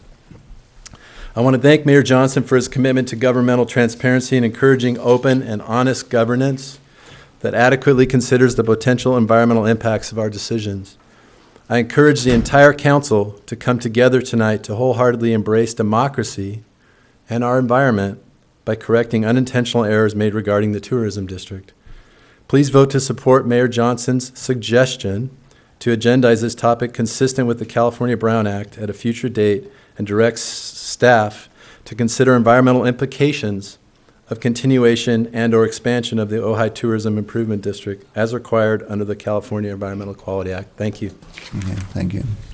I'd like to just underline, what I said earlier in the meeting. I don't believe that anybody didn't think they were following it, but I think that if we have time to reconsider and renotice would be a good indication to the community that we're more than willing to let this rise and fall on its merits. But, okay. Carolyn Von Driska. Good evening, Mayor. I'll simply say ditto to Mr. Francis and incorporate by reference his comments. Thank you. Sherry and Kate. I've been following city council meetings since 1988 when I first moved here, and I do believe that this has been a recurring thing where we find out either at the last minute or after the decision's already been made about something, and it's not easy to find. You have to be pretty diligent to figure out what's on the agenda and get there. And like tonight, I saw it was number 10, and I thought, oh, I've got lots of time, and I show up and you're already talking about it. So it's kind of it's a difficult thing. So what I want to address is the legal and procedural considerations about the decision that was made. In particular, I'm concerned about the fact that there was no thought about doing a CEQA report on this. Now, more people coming to Ojai, there's air quality issues, there's traffic congestion, the water use, there's all kinds of environmental impacts that happen because of tourism, and that doesn't seem to have been taken into account. On the, I think I said procedural, I meant legal, so those are the legal concerns there. And then the procedural, noticing the public. There are times when the city does a good job at noticing the public about things. We had lots of forewarning about the complete streets things. We had workshops. The water issue, I think it fell short when the cell tower was almost put up near the Golden West Tract, and everybody said, wait a minute, we didn't know about that, and so they backed up and noticed it properly. So I think this is another example of that cell tower thing, only this time it's about tourism. We need to have much more public notice about this before this is a big decision. It's not, yes, it was a renewal of something you were already doing, but we need to kind of take stock about what we were already doing and get more public input about that. So I would encourage you, number one of you to reconsider and do the right thing and let us all talk about this, or to, and the other thing, to change it from Valentine's Day, please. Thank you. Okay, I have no more pink cards, so I guess it's a matter to now be discussed. We'll take it under deliberation here with the council. Mr. Mayor, just to make sure that everyone understands very clearly what we're doing, may I read just for 1 minute? Okay. The reason we're asking the 3 other council members to reconsider is for this reason. Often establishing or extending an assessment district of one type or another can be a rather routine matter. The persons truly concerned may only be the property or business owners who will be subject to assessments, and unless there is substantial opposition or a majority protest, such assessment districts are often created or extended as a device to accomplish funding for desirable local purposes. In other words, it doesn't affect that many people. But in this case, the request to extend the Ojai Tourism Improvement District for 10 years and to allow assessments to rise from 1% to as much as 2% is not one of those routine matters.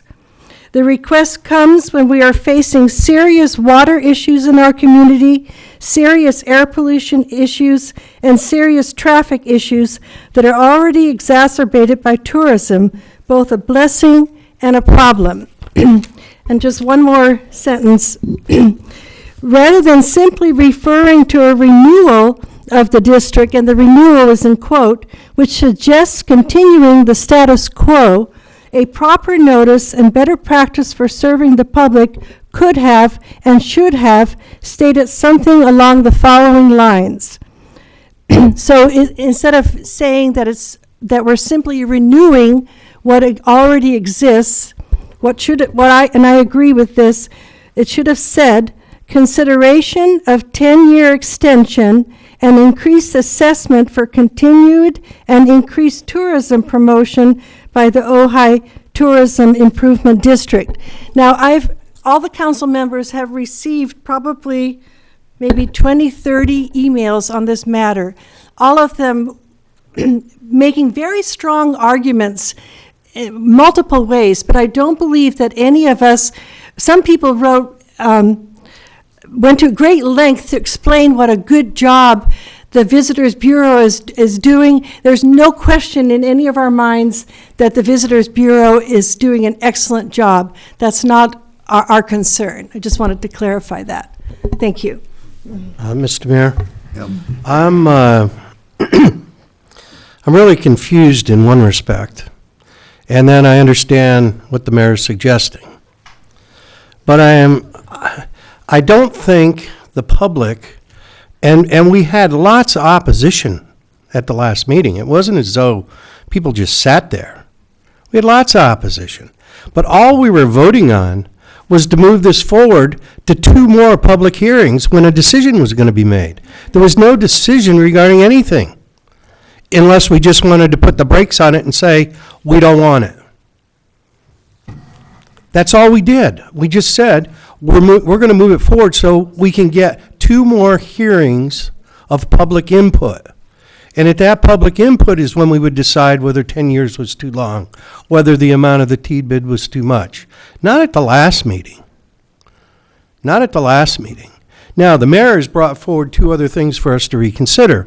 One is that because it wasn't put into the agenda that it was going to go from 5 years to 10 years, and because there was an increase, he thinks that we should renotice exactly what we did the last time, just having that in there. That in and of itself is not going to change my vote one little bit. He also says that we might need to have an environmental impact study, some kind of a CEQA document. Our city staff is telling us we don't need one. I think it's going to come back, we don't need one. We don't need one, it's not going to change my vote at all. This is a purely prophylactic action that he's asking us to take tonight to protect us from a challenge that somebody might bring against the city saying it wasn't properly noticed under the Brown Act, or we should have done some kind of CEQA. That's all it is, purely prophylactic. We're not making any other decision. And we're not going to have any other decision to make 2 weeks from now or 3 weeks from now if we don't do it on the 14th. We're not going to have any other decision to make than we made the last time. All the facts were before the council the last time that we're going to have the next time. We're simply trying to avoid any kind of legal challenge. And I don't necessarily disagree with that, particularly if it's not prejudice to the application. But it's purely prophylactic. It has nothing to do with the merits of anything as far as I'm concerned. And I don't disagree with that, Paul, although I would use the term insurance as opposed to prophylactic, but I think they are quite similar, yeah. Matter of opinion. You I have my mind somewhere else, perhaps. Yeah. Paul and I are going to be appearing at the Vine a little later in the stand-up routine, but go ahead, Bill. Oh, boy. I just want to state some things, facts as I say them, and particularly look for Mr. McClary. Mr. Summers, please give you guys leave to immediately interrupt me if I'm stating something that's not factual, okay? First time this was noticed was at the new organizational meeting. And it was on that agenda that night. I believe I was the one that suggested that it would be inappropriate to proceed because the marketing plan that was referenced in the agendized item and the staff report was not included, and the council went along with it and said, you know what, you're right, the next meeting, we should delay it until the marketing plan is attached. Yes. It's actually the management plan, small Excuse me. clarification. And so that was the first time this was noticed, was our new organizational meeting. Next meeting, we took it up, and I believe the management plan was part of the packet at that time. Am I correct or incorrect? I believe so. I know it was distributed out to council members immediately after that meeting, and I believe it was put up and I posted believe it was as part of the packet, so. Public didn't get it. Public did not. It was not part of the packet? No. Try and find it right now. Go online and try and find it. You cannot find it. I'm asking. It was available to the public by request as a public record, assuredly from the city clerk. I'm not sure if it was in the packet or not. I'm looking to city manager on that. I'm asking a question, I'm getting correction, okay? I don't want to speak to anything that I'm not sure of. I would Okay. need to double check on that. I don't right, want to thank say you. yes, Just it wanted was to- and be incorrect, and Okay, so that's, I'm just trying to get everything straight here, in my mind, all right? So the second meeting was brought up, there was no change in the proposal between the first and the second meeting, except that at the very least, the management plan had been circulated to council. And then our vote was to proceed to a public hearing on the 14th, and I believe go ahead. The 14th is a public meeting. The February 14th, rather, is scheduled at present for a public meeting at which the council will receive comment but make no action, and no action would be on the agenda. March 14th is the public hearing at which the council would have the ability to consider renewal, adoption, or rejection of the proposed assessment. Sorry to jump in there. Thank you. This is great for me and for everyone else to be absolutely straight in terms of the current situation and what would happen. So right now, we're simply all we voted to do is to have a public meeting on the 14th. I believe that also set in motion the wheels for the county to also consider it. Right, that was the second piece of the council's action last time, was to request that the county start their process. So public meeting the 14th, then the hearing, and at that hearing, decisions would be made relative to the terms of the district, et cetera. Right, at the public hearing on March 14th, the options before the council, provided that the assessment did not receive a majority protest through the written protest process from the assessed businesses. If it did receive a majority protest, that would kill it. If it didn't receive a majority protest from the assessed businesses, then the council's options would be to approve it as proposed, reject it, or else approve it as modified. Right, okay. So, to me, given all of that, and given all of the fact that we've established there's plenty of time for lots of notice and discussion and all about this kind of thing, is there any problem with having the meeting not on Valentine's Day with respect to the public hearing date? Public meeting?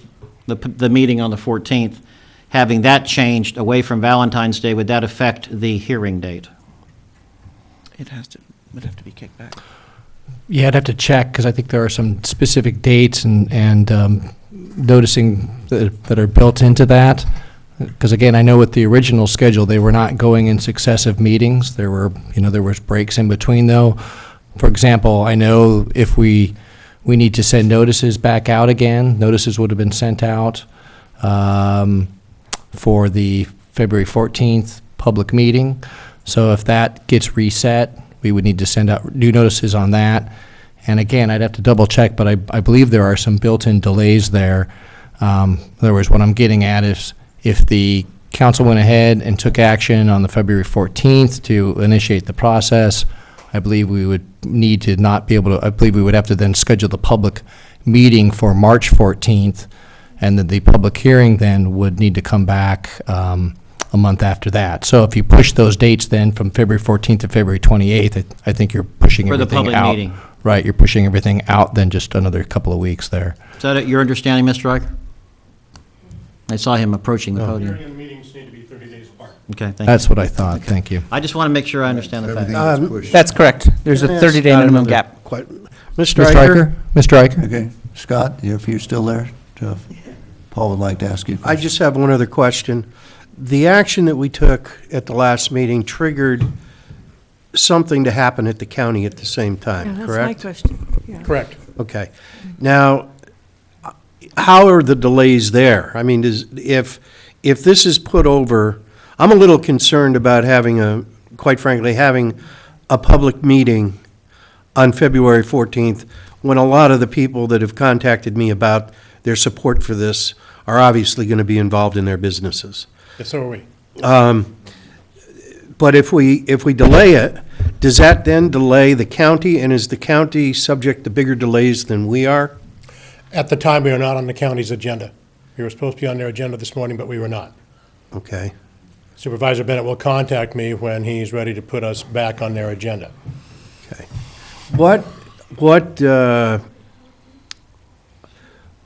What issues, detrimental issues, do you see if we're able to work this somehow to renotice it and get it off as a public meeting on the 14th? It would have to delay it some. It will cost us a lot of money. And how is that? We pay the Civitas Group to council and do the noticing and to provide the timeline. And we are contracted under a monthly retainer. Okay. And when you say a lot of money, can you give me an idea of what that We're might paying them $4,200 a month. We expected to have this done by February. We're not going to do that. It would be probably another 3 months. It looks like about $12,000. Okay. Thank you. You're saying you're being billed for it regardless of whether there's any additional service? Right. They will still be doing work. They'll be rearranging the timeline. They'll be contacting the county. They'll be making sure the county gets the documents from the city Okay. in a timely manner and make sure that these things happen in apparently a timely manner. So as far as the Visitors Bureau is concerned, having the meeting on the 14th is more important than the people that would be coming to that meeting being busy on the 14th. I don't believe there's any point in having it on the 14th because you're not really following the timeline. The meeting on the 14th was pretty much predicated on the fact that we'd already been through the county. Okay. And that they had accepted your resolution of intent. So what do you And suggest? the 14th is a bad day, period. Okay. Right. What do you suggest? All these lovers out here don't want to give up their dinners. Right. And quite frankly, we understand that most of Yeah. our supporters will be busy doing, Right. hopefully, a bang-up day. If you were sitting here, what would you suggest we do? No. We elected you to make the decision. Okay. You're off the hook, Scott. I'll be happy to answer the question. Okay. Yeah. You're Paul, going to have to move it forward to some point. if nothing is done tonight, we have a meeting scheduled for the 14th. So that's not going to change. So the question is if that's a pivotal point, you're going to want to do something. Otherwise, Yeah, that's what I'm right. thinking. Okay. I have another question. So you move it to Come on, the let's 28th. a little, Yeah. okay. Did you have something more, Scott? I didn't mean to cut you off. No, that's fine. Okay, Susan, you had a So question? if we do nothing, we're asking the county to approve a 10-year renewal. What are we asking the county to approve? To have a hearing. Nothing. The same thing that we're doing. The same thing that we're doing. Have a I just hearing. wanted to be clear on that. So they're not tied, nobody's tied. Okay, thank you.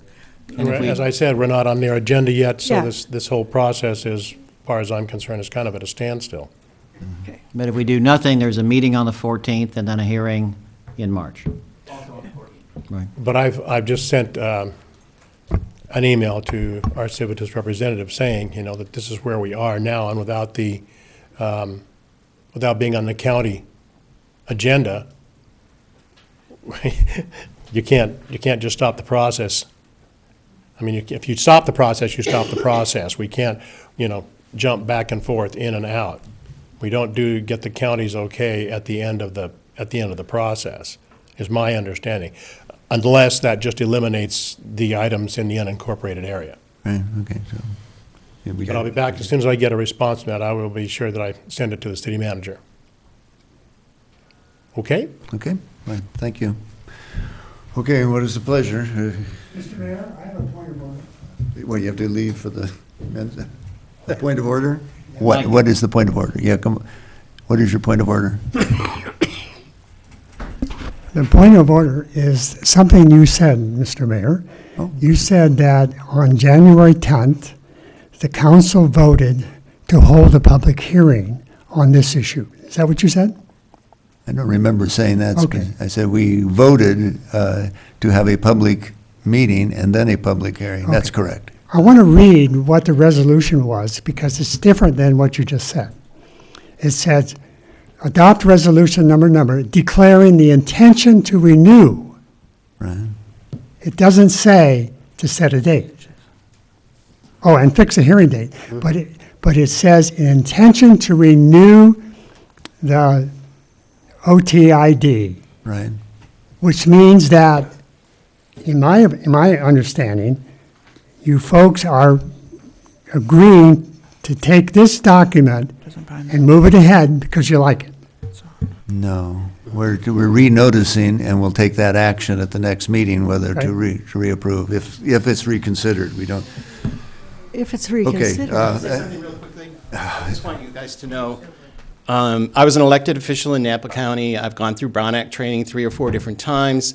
I was a little nervous when I was speaking before, but I feel this is clearly a Brown Act violation. I feel like this is moving way too fast for the public, and if you decide not to rescind this, then tomorrow I'm going to be filing a complaint with the district attorney for a Brown Act violation, and I just want you to know that before you vote.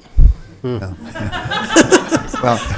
That okay, probably wants yeah. me to vote yes or no against right. whatever it is. That's not the first person who said that to me. That's the only reason I was suggesting we move it, just so we don't have that issue, But I because. guess I could welcome him to do it then. Yeah. Okay. It's time for yes or no. Yeah, if we don't, do we have a motion for, We don't have a motion on the table yet, do we?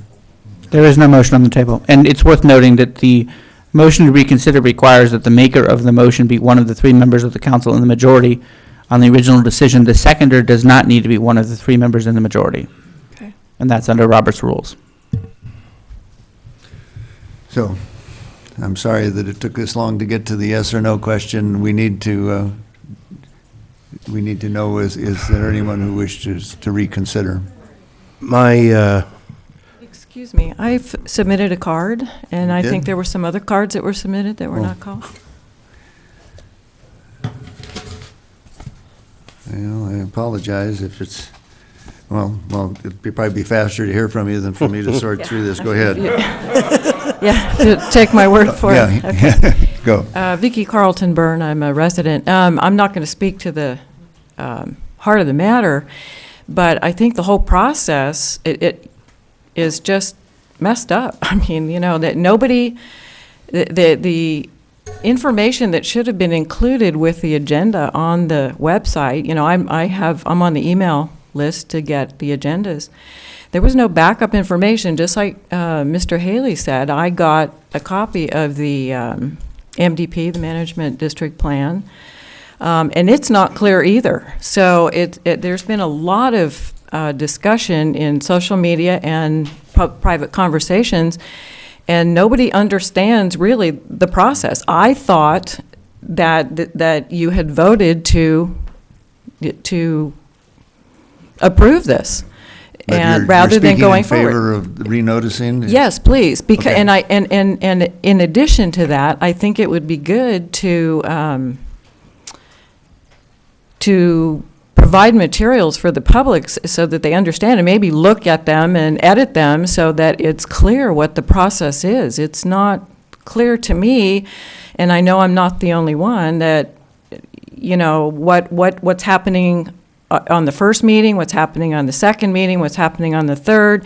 It looked like it was only involving the assessees, that they were the only ones that had, you know, had the ability to make a decision or give input. So I think that if for no other reason, then this whole process is about as clear as mud, would be good to. Okay, so you favor renoticing, and if the motion is reconsidered, we can be sure staff gets that information out.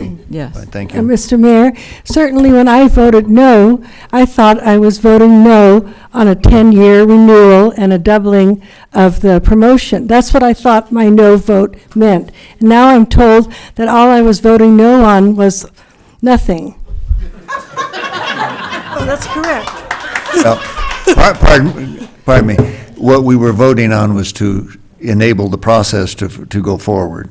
Unfortunately, it wasn't as clear to many of the people in the community as to what that meant, but it was a process, and I understand the confusion because you are not the only person who had it, hence my suggestion that we reconsider. But let's okay, we've gone far enough on that. Do we have a motion to reconsider? I just have to ask a couple more questions, Mr. Mayor.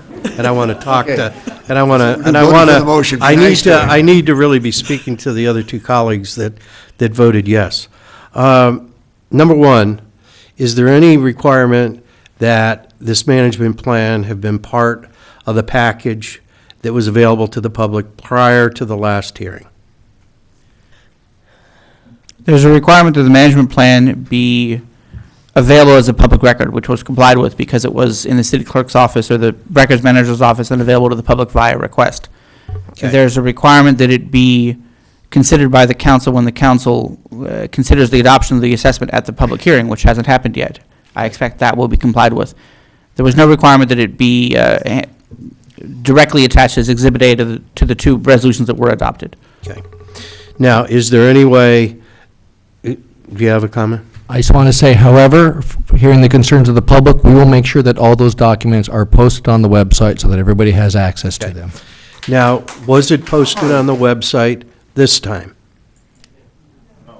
I'd have to double check, and I'm not going to doubt what I'm hearing from the audience, so. Okay. Then there's two concerns I have. One is that if it wasn't posted on the website, I am concerned about that.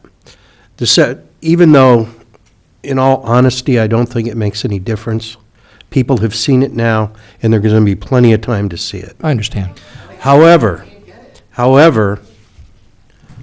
I'm concerned about the hearing, if we do nothing, being on the 14th, when it really has been the request that it not be on the 14th. And I personally would prefer it not to be on the 14th because I know a lot of people that have a lot at stake in this particular matter are not going to be able to be here on the 14th. And many of the people in opposition to it aren't going to be able to be here on the 14th either. They have plenty of other things to be doing on Valentine's Day. So if we go along with what the mayor suggests and continue this matter so that it does have the feeling of the public having the information, and I have to say this, that if it wasn't for the fact that the next hearing was on February 14th, I wouldn't be saying this, and it would give everybody an opportunity to be here, then I'm more than willing to make a motion to request that the actions taken on January 10, 2017 regarding the Ojai Tourism Improvement District be reconsidered, and request and also to the one requesting the county consent to such renewal, and to postpone or vacate the public hearing on the renewal set for March 14th and the public meeting on February 14th to take other appropriate steps to cure the perceived procedural or legal flaws in connection with the January 10th council action related to the renewal of the OTIB. That's my motion. Amber, I'm not going to ask you to read it back. Okay. I was say, can you repeat that, Paul? But I don't, I don't think I can. Okay, is there a second to I'll that? second. Might I make one inquiry as to timing?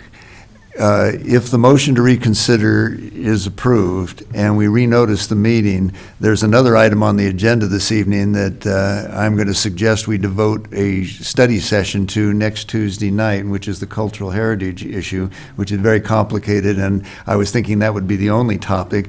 But if we meet next Tuesday, would it be possible to, no? Oh, There's not enough time to notice the matter. Oh, okay, it was just a It would thought, I'm have trying to speed it up. Reasonable point, but there's inadequate time to provide the required notices. Okay, I realize that the motion's been I think he was saying seconded, to put the meeting but on the next- when would this be coming back to us then? If it's not going to be on the 14th? Oh, wait. I perhaps misunderstood the question. Was the question to move the public meeting to the proposed special council meeting? No. Or was the question to have the special council meeting be the date to consider setting the dates? For the renotice. Right, To right. to expedite the thing. Right, rather than- right. In other words. That would be allowed, yes. In other words, to good. to reset what the council did on January 10th. Do it next. And have, yeah, Pull that back and essentially have that on a special meeting for the 31st of January as an item. Is that my Okay. understanding? Yeah, that's, that would be legal. Thank you for the And I'll make that clarification. part of the motion. Okay? Can that be combined as to one, as part of the motion to reconsider? Or do you Yeah, need a I motion think- to reconsider first? You can do it first. I would suggest doing the motion to reconsider first, then if that passes, then a motion can be made okay. to set the matter for February, or January 31st. I think if I wasn't sitting down, I'd kick myself for making that suggestion, but That's cleaner. yeah, this would be, I fear unleashing this thing for the 15th time. If everybody understood that that's all we would be doing was setting things in motion with a very clear understanding of what that would be and pushing things out a couple of weeks, if we end up wanting, would we have to be taking testimony for pro and con at the special meeting? Unfortunately, you're required to hear public comment on the matter. You can, of course, limit the public comment to be only the item that is under consideration, which would be whether to adopt a resolution setting a public meeting and public hearing and adopt a resolution requesting the county's consent. The comment could be limited to those two items, but you're required to take public comment on those two items. And is there 3 weeks between now and the next, and the, And the next regular meeting? Correct. so, okay, so we would have the opportunity to meet every Tuesday night, doing this as a single subject, because obviously it takes up most of our dinner time into the evening, and then the following week to take up our cultural heritage in order to focus on that subject. I think we put them both on the same agenda, we're going to once again be here all night and not give the same attention to each of these subjects that maybe we have to. What do you? I hope. Council's I think pleasure. I think our I hope city you- attorney is going to have a heart attack. I don't mind at all Up to the coming every council. Tuesday and separating those two issues. Okay. Okay, well, anyway, those are options. Right. I really don't think the next meeting on this issue is going to be that particularly time-consuming, so I'm good with that. Okay, So we want to take this motion up first and then have a second motion? Right. The first motion to reconsider erases the previous action. Then, Okay. second, you can consider setting the matter for The January 31st? 31st. Okay, Or whatever. Or February 7th, or whatever. okay. Okay, so do we have a motion now? Yeah, we have Yes, you have a all motion made? and a second Second. to reconsider. Seconded by Souza, okay. You ready for the roll call? Councilmember Blatz? Yes. Mayor Pro Tem Wyrick? Yes. Councilmember Haney? Yes. Councilmember Francina? Yes. Mayor Johnston? Yes. Now, I'll now make a motion that the matter be heard on January the 31st, as to set the scheduling for, however you want to word it, Matt. The renoticing? Yeah, the renoticing. It would be a consideration of resolution to schedule a public meeting and a public hearing for the proposed renewal of the Ojai Tourist Improvement District, and also consideration of a resolution requesting the county's consent in the renewal of the Ojai Tourist Improvement District. Okay, And we'll adjust the wording on the agenda. that's fine. And that language is incorporated into my motion. Second.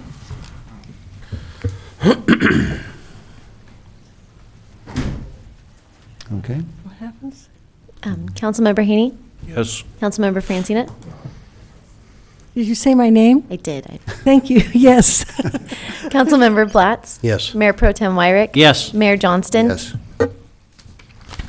Okay. Thank you all. Thank you all. Let's, we now have what, we've gone through consent. So the next meeting on this subject is on the 31st. Right, the next week, yeah. Okay. Okay, we are at the public hearing on the appeal from the Historic Preservation Commission's approval of work. So, do we open the Hear from hearing? Is staff. that the first, staff report, do we? There's Anthony. Community, our Kathleen Wold, our Community Development Director, will be giving a brief staff report. Okay. What was the name again? Oh, there you are. I'm sorry, yes, Kathleen Wold, our Community Development Director. May I make a point of order? I'm an appellant here. In the normal course, the appellant has the burden of persuasion and is entitled to open and close the discussion. So I think it'd be more effective for the council if we proceeded in that manner. Well, I will ask the city attorney, is it not normal to have just the staff put the subject on the table? We open the hearing and then the appellant gets to, The path you've outlined is the typical path. The ordering is up to the mayor's discretion. okay, well, But the path you've outlined is the typical path for a land use appeal as opposed to a court appeal. okay, so you're saying But that this we... is the equivalent of a court appeal, is it not? No, it is a land use appeal, a de novo hearing before the city council. The Okay. typical pattern would be for a staff report first, followed by comments from the applicant, the appellant, and any others. Okay, so we're not going to be hearing a case persuading one way or the other, we're just simply announcing what the topic is that correct with the staff background? And then we'll open the hearing? Is that what I understand is the normal? Okay, let's do it. Kathleen? Okay. Before you tonight is the consideration of appeal, the Historic Preservation Commission's approval of work permit WP 1605, a proposal to construct a two-level, single-family home, detached garage and gym and a tennis court on an existing legal lot, 1010 Foothill Road, affecting Ojai Historic Landmark Number 4, the Libby House, at 1000 Foothill Road.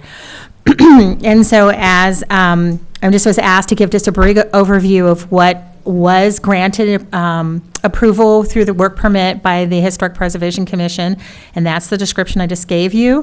And then to also indicate that, that the City of Ojai Community Development Department received an appeal of that approval of that work permit, and that's what's before you tonight. And as I stated last city council meeting when this item was continued, staff took the appellant's, I think there's 7 points that he had and that he challenged in his appeal. And inside your staff report, we have provided the appellant's point of view and then given you a response to those points of view. And with that, I can read those into the record, but last time it seemed like that was going to be kind of a little bit laborious, so I wasn't going to do that tonight. So I'm open to any questions you have, and I believe that the appellant is here and that he has maybe provided additional information to the council that isn't in the staff report. But I am open to any questions, and I believe the original applicant, Mr. Shamsheri, is here also, and I believe he has a presentation also. So. Okay, so Mr. Vogt? You might open the public hearing as he comes to the microphone. The public hearing is now open. You're on. You get to go first. My name is Anthony Vogue. I reside at 918 Palomar Road in Ojai. These proceedings involve proposed development of land across the street from 918 Palomar. I oppose the development before the Historic Preservation Commission. I did so as a private citizen, not as a member of that commission. I am appealing the decision of the HPC. I'm pursuing the appeal in two capacities, individually and in pro per, as my own counsel. These proceedings are quasi-judicial, as most land permit issues are. Council members are, in effect, sitting as judges. That means you must be fair and impartial. You must determine the applicable law and apply the facts to the law impartially. You cannot give special weight to the contentions of staff simply because they are employed by the city. In the normal course of proceedings before the council, it is entitled to seek and use guidance from the city attorney. These proceedings are different. His views of the law are entitled to no more consideration because of the fact that he is retained by the city. My contentions should be given equal weight as well. Finally, as a matter of course, this being a quasi-judicial proceeding, I am entitled to respond to his contentions. I recognize your time is valuable. Accordingly, I have gone to considerable effort to make my position clear in a memorandum. I assume all of you have had an opportunity to read that memorandum. If you have not, I would appreciate your advising me, because then I think it would be appropriate to adjourn to take the time to read it rather than have me read it into the record. I'm giving the clerk certain documents to be made a part of the record in this proceedings. I do want to make a comment about the administrative report made by the CDD. She mentioned that I made contentions in an appeal document, which she answered. I wish to point out to the council that there's a problem there, because in so doing, she was engaged in the practice of law. She was responding to legal contentions and acting as a lawyer in effect. That constitutes a misdemeanor, the unlawful practice of law. Accordingly, I ask you to disregard that report.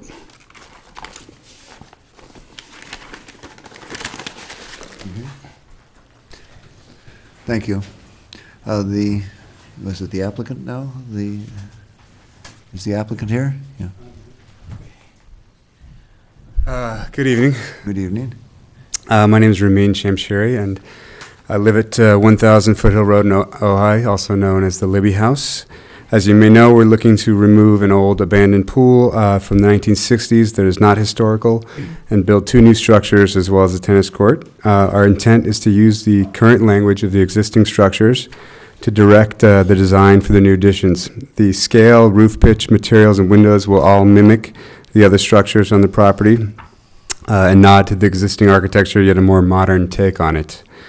One structure is 2 stories, but seeing that nothing on the property is 2 stories, we're going through the added expense of digging 1 story into the ground, so visually it will not alter the landscape of the property at all. I do have the design package here. I don't know if you've all gone through it, but I'm happy to show things to you, but if you need to see them, we can go through it. I also wanted to address the appeal of our Mills Act status by Mr. Vogt. As noted, the property has been under the Mills Act for 30 years. We have owned the property for 6 years, and like previous owners, have adhered to all the obligations associated with the Mills Act. We've hosted dinners for the Ojai Valley Museum. We've opened our home a few months ago to have 900 people come through for the holiday home tour. We've made a number of submittals to the Historic Commission for renovating a bathroom, a kitchen, and I was even here in front of the City Council last year looking for approval for our driveway gates and perimeter wall. There was no question at that point that this parcel was part of the Mills Act, and it took me 2 years to get that approval because of it. The point is that we've been following the rules of our agreement for the last 6 years. To hear at this point that it may be invalid is demoralizing, to say the least. Additionally, we have yet to see the financial benefits of the Mills Act, as we've been updating the house for 6 years. And maintenance aside, the submittal costs and time spent on dealing with the various city agencies have far outweighed the financial benefits to date. Furthermore, if there was an issue on how the landmark status was filed, that should have been addressed 30 years ago. Beyond that, when we purchased the property, the facts that it was under a Mills Act on 3 legal parcels that were integral to the Libby property were used as incentives in the sale price, as well as calculations in the long-term affordability. I also presented my conceptual plan to the Historic Commission 7 months ago and asked for their blessing before I continued with the added expenses of construction drawings, structural engineering, civil engineering, and archaeology reports, tree reports, and so on. Mr. Vogt was a member of the HPC at that time, but because of the proximity of his home to mine, he had to recuse himself from the hearing. The commission reacted favorably to my conceptual plans, and Mr. Vogt did not express any reservations as a citizen at that time, so I moved forward with all our plans in good faith. If our mill static is confirmed, the relevant paragraph for the agreement reads as follows. When necessary, the premises shall be restored and rehabilitated by the owners to conform to the rules and regulations of the Office of Historic Preservation of the Department of Parks and Recreation of the State of California. Those rules and regulations are the Secretary of Interior standards for rehabilitation, and they include a clause that notes that new additions, exterior alterations, or related new construction shall not destroy historic materials that characterize the property. The new work shall be differentiated from the old and shall be compatible with the massing, size, scale, and architectural features to protect the historic integrity of the property and its environment. This is exactly what we've proposed. The new work is slightly differentiated from the old, but the massing and scale are all compatible. Mr. Vogt seems to have his points, and while I'm not a lawyer, I've asked Mr. Richmond to review the legalities of his claims, and I believe he sent you a brief on that today. But the simple question I would like to bring up is, if there's a change in our Mills Act status at this point, an agreement that has been a substantial precedent to the ownership of this house for the last 30 years, what is my recourse as the current property owner in recapturing the losses that a Mills Act repeal would trigger? The loss of perceived property value, finalized construction documents, and the time and money spent on submittals, applications, and city fees for the various projects the Historic Preservation Commission reviewed for the last 6 years that would now be deemed unnecessary. It seems to me that the precedence of abiding by this contract for 30 years would supersede any technicalities that would make it invalid. I view the Mills Act as more of a partnership than an agreement, a partnership that requires mutual respect from the city and the homeowner to preserve a landmark that both of them care for and respect. The cost of maintenance on a property like this far exceeds the tax savings. It's a wood house that's a living and moving thing. We have to paint the exterior every 3 years because of the colors. The oak trees require annual maintenance to keep them healthy, and as noted, just the cost of going through all these submittals that are required for the Mills Act exceed the tax savings to date. The point I'm trying to make is that it's really not about the money, but more about making sure these Mills Act properties aren't tarnished down the road. We've been good stewards and good partners and love this property and hope to preserve it for years to come. I hope you know that we do nothing that was not in keeping with the spirit of the house. And but if this is not under the Mills Act, then what happens if we do sell the property at some point down the road and a new owner has a different intention for the property? Where is the protection to preserve and maintain the Libby House at that point? Thank you. Thank you. Could I respond to one issue raised by? Yeah, certainly. You raised the issue of a brief from Mr. Richmond? Oh, yes. I haven't seen that. Nor have I. Would Mr. Richmond like to make a short present? Is that appropriate for him to say something? Yes, if he we submits don't a have card. that? I haven't seen it. Ms. Young, did we receive that document? I had thought that it was provided, and I think that I got it confused with another one of the numerous things that came in today, so I'm searching now. Would it be appropriate for Mr. Richmond to summarize his perspective? And if we have paper copies available, it would be appropriate to distribute a copy to all, take a brief recess, review it, and then Richmond? hear his comments. Mr. Richmond, what time did you send that email at? This morning. Here are 5 or 6 copies. I am so the sorry. city several times and confirmed that it was sent. And, so, do you want to? I'd request that he summarize, if that's okay. That'd be fine, and No, not fine with me. I'd like an opportunity to see it. all must. Oh, yeah, you need a copy, yes. Everyone needs a copy. The council, myself, Mr. Vogt, Mr. Shamshiri, well, he has a copy, I assume, and the public. It was emailed this evening, but I will print copies of it right now. Perhaps a brief recess. We have copies of it right there. Right? We'll Okay, but produce do we, copies. we aren't going to have time to read it, and the appellant's not going to have time to go through it. Should we have a summary of it and continue the hearing, maybe? Is this That would be one option. Another option could be that if the council, having reviewed the appellant submittals, finds no issue with the previous approvals, the council could act to approve it after hearing the applicant's attorney's oral presentation. Okay. You don't have to continue, in other words. Okay. You can act just on the oral presentation from Mr. Richmond. Okay, so, yeah. Absolutely. I think the most effective. Mr. Vogt, please. You need to go up on the microphone. mic. No, wait, one But at a you have to time. be recognized by the mayor first. Mayor He controls controls the meetings. Okay, yeah, the mayor's not doing much of a controlling job, okay. Yeah, this is sort of somewhat irregular. Quickly, Mr. Vogt, what is Yes. your?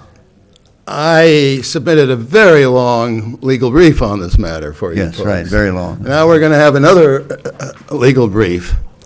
I think the best approach under the set of circumstances is for the matter to be continued, give the city attorney an opportunity to respond in a legal brief with his contentions, taking into effect the contentions as I set out in my brief and the contentions as set out in the letter.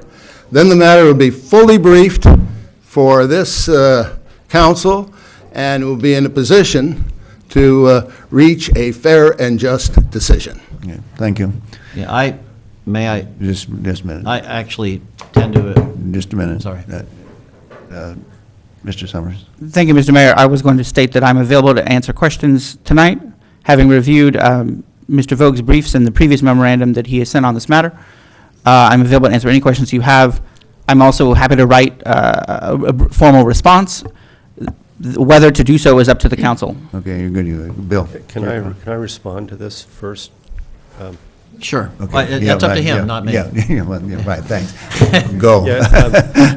Sorry to interrupt, but my letter is really in support of the staff report. It basically confirms what the staff report recites about the hyper-technical technicalities that Mr.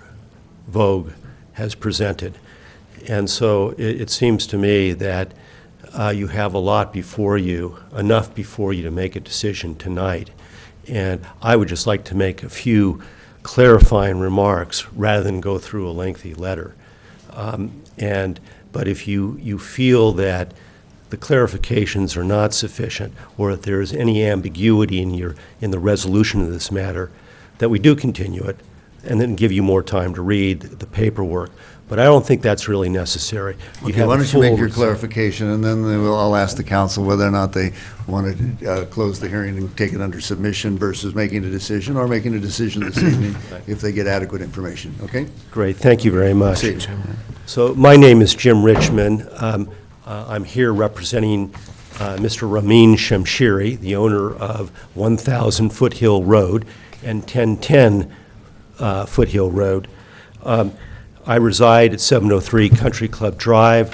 I'm a partner in the law firm of Stradling, 150 legal attorney law firm with offices throughout California, including Newport Beach, Santa Monica, Santa Barbara, San Francisco, and San Diego. Many of you know me as a board member of the Ojai Valley Museum. I want to first compliment the Community Development Director and the staff on a thorough and thoughtful report on the work permit application and the appellant's arguments. In this case, the staff has demonstrated that it is very careful not to use the appellant's words, above the law. The letter that we have submitted to you independently reviews all of the appellant's hyper-technical arguments and concludes that those arguments are without merit, just as the staff report did. I want to clarify and get beyond these hyper-technical arguments and point out what the primary purpose of the HBC hearing was.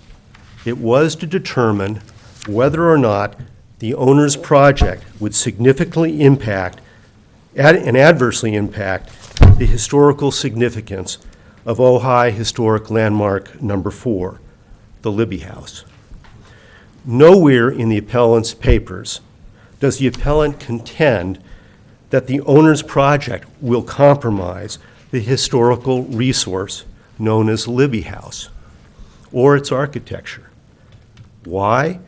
Because the HPC carefully reviewed the proposed project and concluded that the project is wholly separate from and away from the Libby House and has no discernible impact on it. Let's try to make some distinctions here, and let's try to focus on what the Mills Act is all about and landmark protection is all about. You need to distinguish between the landmark itself and what the Mills Act benefits are. You need to distinguish between the historic resource or landmark, the Libby House located at 1,000 Foothill Road. This is part of the property that is subject to historic preservation obligations, and the entire property, which is the subject of Mills Act benefits. The focus of the work permit is to protect the Libby House, not 3.38 acres of property, most of which is not developed and does not have historical significance. Under the Mills Act, the city, county, and state have decided that it is costly to preserve an aging historic landmark. That property, and that the property owner should be granted benefits to assist the property owner in covering the financial responsibilities of preservation and access, if the property owner is willing to obligate himself to protect the landmark. And the landmark here is not 3.38 acres, it's the Libby House. Let's kind of do a mild exaggeration to make the point. Suppose a farmer owns 10 acres of farm in Appomattox Courthouse, Virginia. Let's further suppose that on that farm is the McLean House, which is where Lee surrendered. Let us also assume that the farmer has spent 6 years maintaining, or longer, maintaining the McLean House. Now he comes before you and says, you know what? On the other end of the 10 acres, I want to build a guest house. Would it be appropriate for you to say no? Or would it be appropriate for you to encourage this farmer to use and enjoy the full benefit of his property as long as he is assuming the full burden of protecting the McLean House? The Shamshiri family has preserved the Libby House with pride and with excellent design and taste, and at great cost. I know I had dinner at the Libby House during the Feasting on History event for the Ojai Valley Museum last year. The city of Ojai should encourage the Shamshiri family to continue what it is doing. The work permit should be granted. Thanks so much. Thank you. Okay, appropriate for more. I think are these your closing remarks? No. No, okay, well, hang on then. Let's see what else we got going here. More testimony in the hearing? Okay, Yes, well, Susan? is there a public hearing, or, I'll wait. Yeah. We're in the public hearing at the moment, and it would be appropriate to now see if there's other comments. Yeah, from are there any anyone other else. comments regarding this issue? If you have some cards. Oh, do it, yeah, you're right. Let's see, oh, yeah, okay. Well, I've talked to Anthony. It is Quinn? That's you, okay, thank you. Up there, though. Thank you. Sorry, I'm slow, torn meniscus, what can I say? Okay. So I'm Thais Quinn, and I am on the HPC Commission as a commissioner. And I sat through both hearings with Mr. Shamshiri, where we were very happy to see his plans were going to be compatible with the Libby House, and we approved the plans. And I had forgotten how long ago, but I was just reminded by Mr. Shamshiri it was 7 months ago, which is quite a long time for him to be waiting. So I would hope that you don't continue it tonight as was stated, and we can get on with this. So the commission did approve it based on the staff report and the attorney's report. We believe that there's no conflict because, as Mr. Richmond just said, the landmark is the house, it is not the land. Now I'm going to speak to you as a private citizen and the owner of 2 landmark properties in Ojai, and say that this is also my understanding for my properties as well as his and all the other landmarks here. And as a private citizen, I also spent the weekend of the holiday home look-in at the Libby House, leading about 900 to 1,000 people through the home, oohing and awing about how things had been preserved, and it looked like maybe Mr. Libby could just live there right this very minute. So I'd like to ask you to approve this and let Mr. Shamshiri get on with his business, because he is a wonderful caregiver to the Libby property, and we don't want to discourage him, I don't think. Thank you. Fine, thank you. And Brian Akins, are you?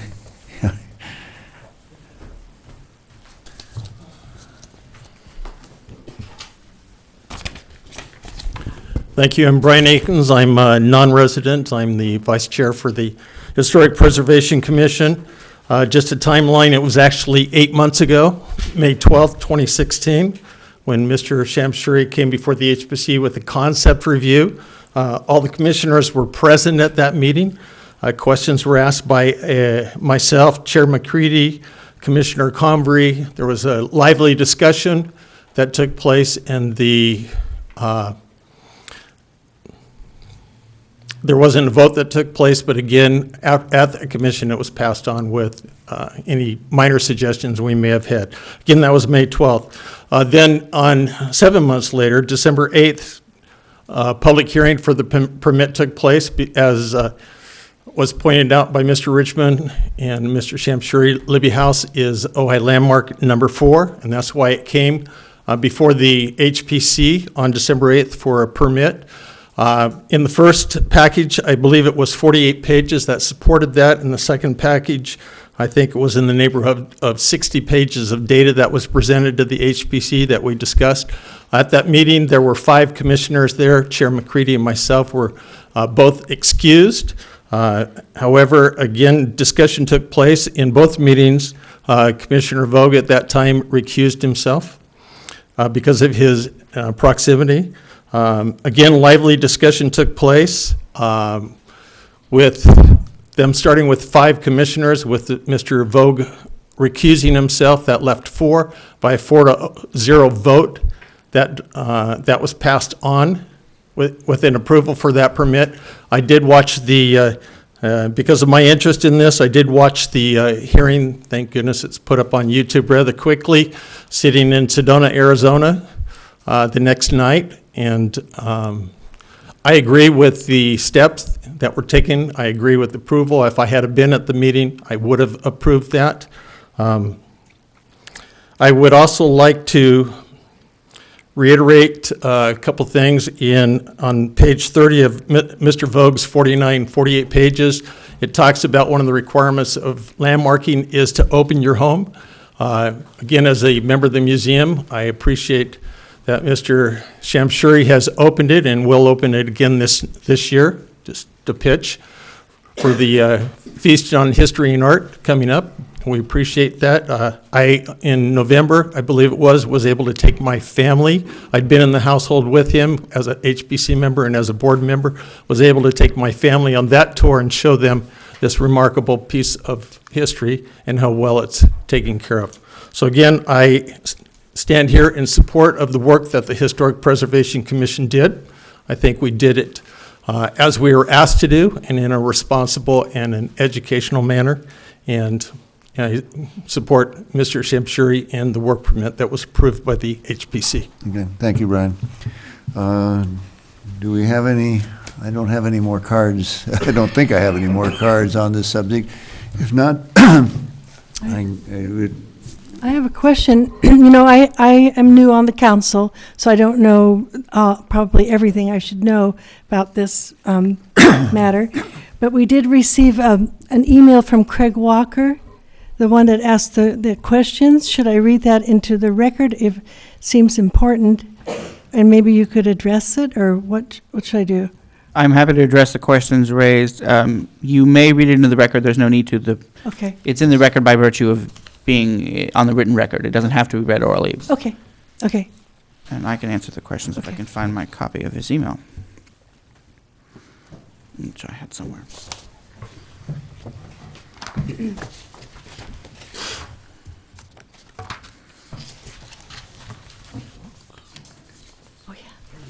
You know, you've got it faster than I have. Oh, Thank you. Are you looking for that?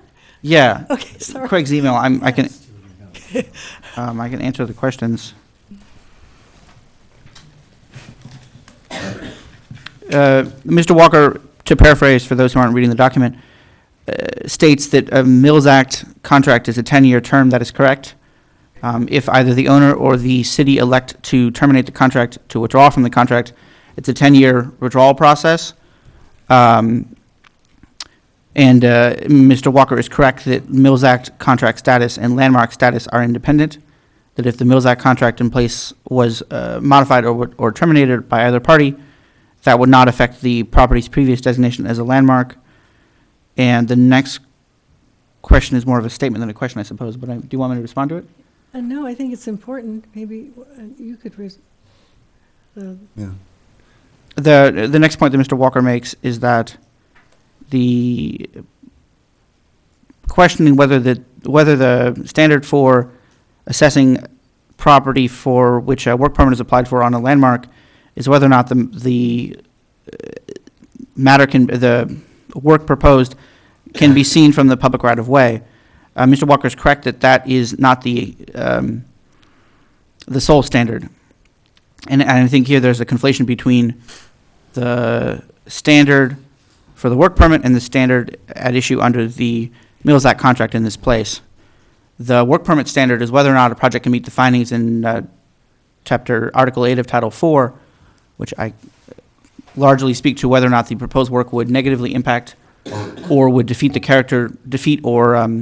impact the character defining elements of the landmark as defined in the city's approval of it as a landmark.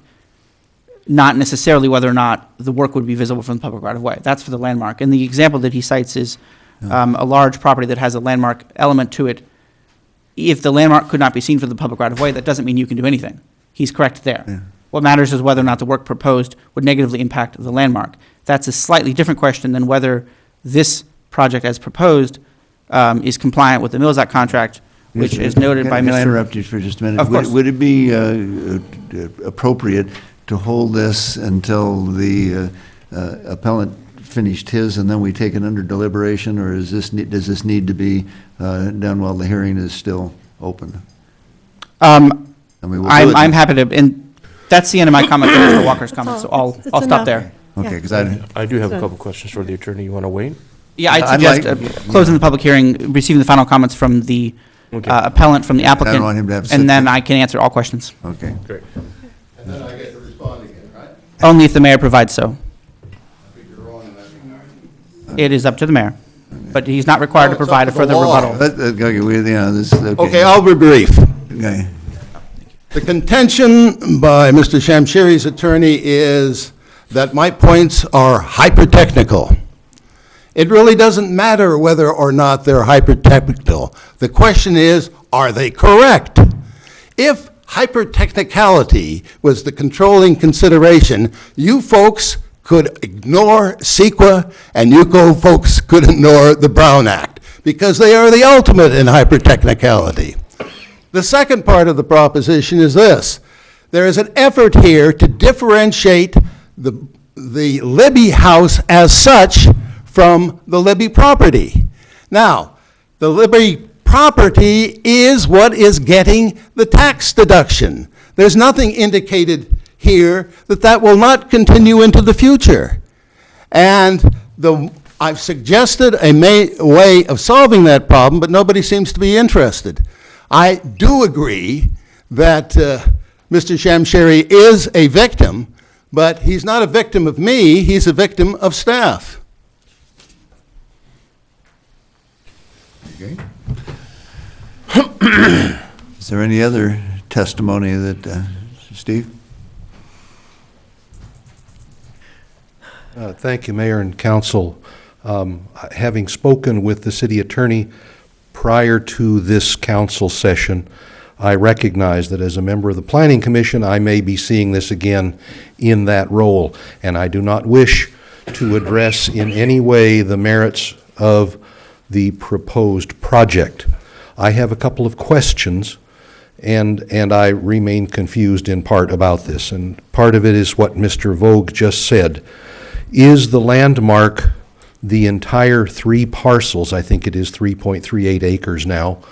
And if Mr. Shamshiri decides to do a project on a part of that, does the Mills Act and its tax abatement procedure apply to this new, obviously non-historic project? Second, there is considerable disagreement within the staff report as to whether 1010 Foothill is a part of the landmark or a separate parcel not part of the landmark. I think that consideration of that by the entire council and by the public is a necessary precursor to making a decision on those points of law without regard to the merits of the project itself. Thank you. Okay.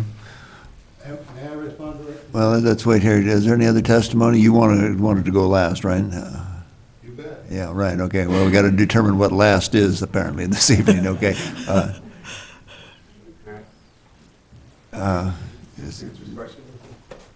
Well, I don't know that you're the authority, though. I mean, I understand you're the victim or the, but the legal, I mean, we've asked for a legal decision and one that I assume the Mills Act and courts would rule on too. But I mean, that's a good point that you're asking. If there's no other comment, then Anthony? I'll simply read from the administrative report on page 4 or 5. Mr. Vogt, if you go to the microphone. Oh, excuse me.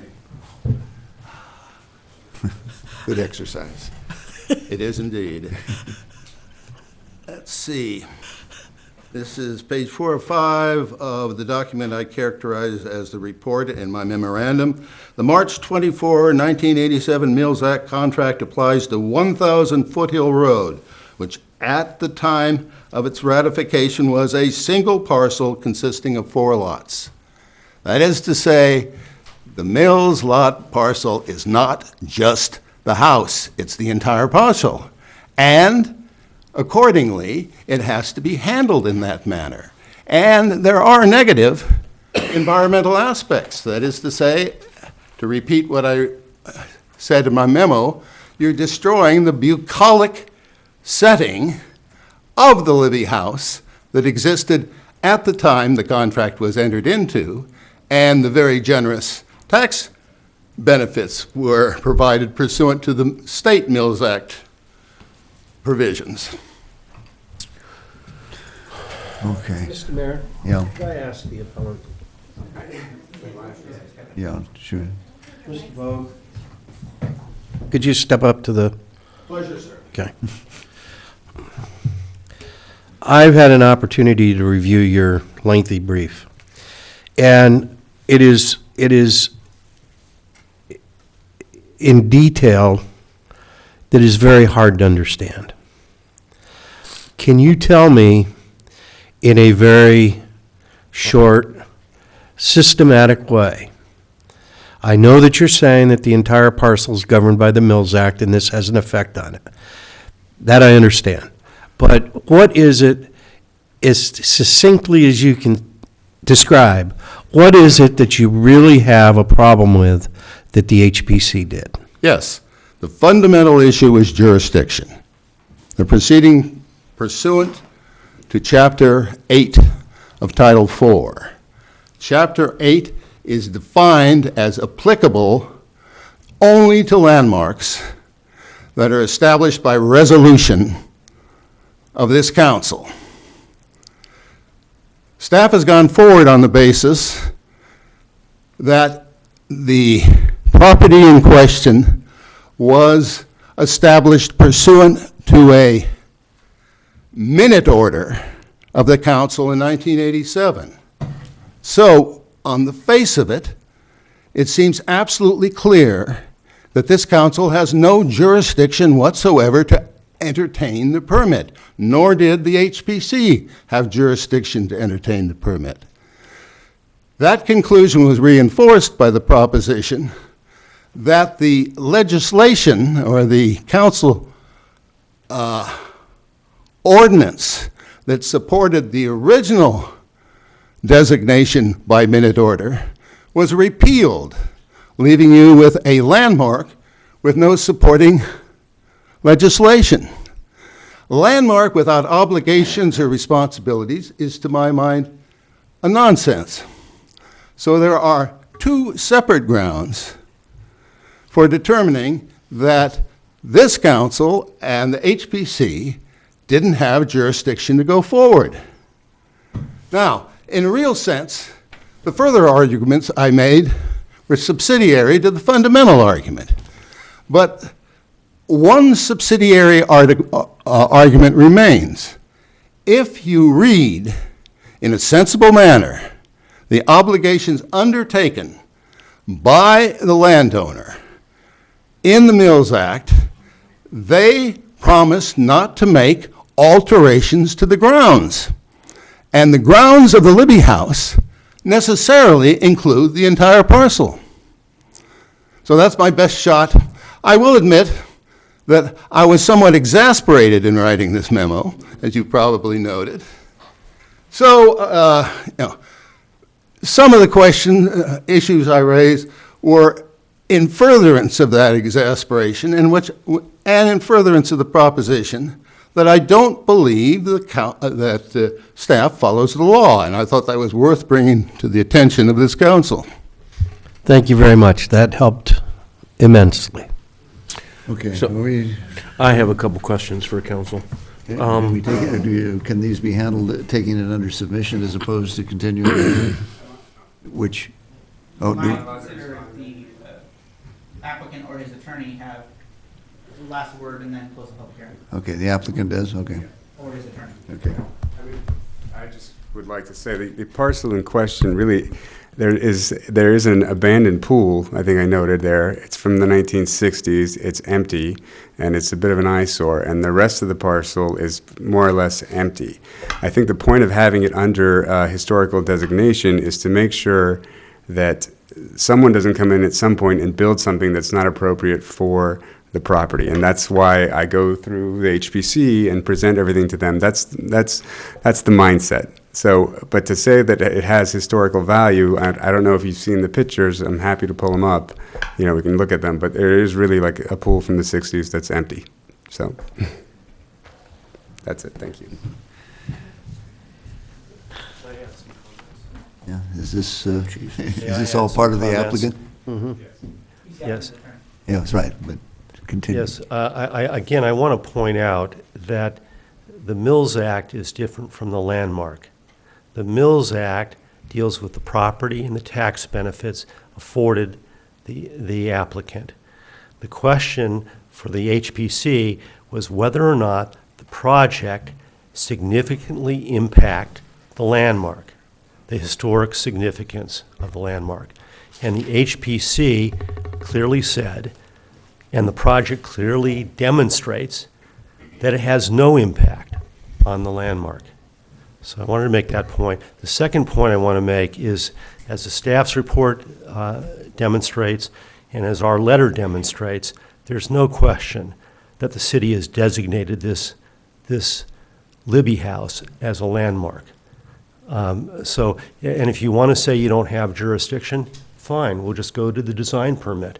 We don't need the work permit. That's the impact of saying you don't have jurisdiction. I don't think you want to take that position. So again, I think you have plenty of information here to approve the work permit You have the thorough investigation of the HPC. You have a thorough staff report.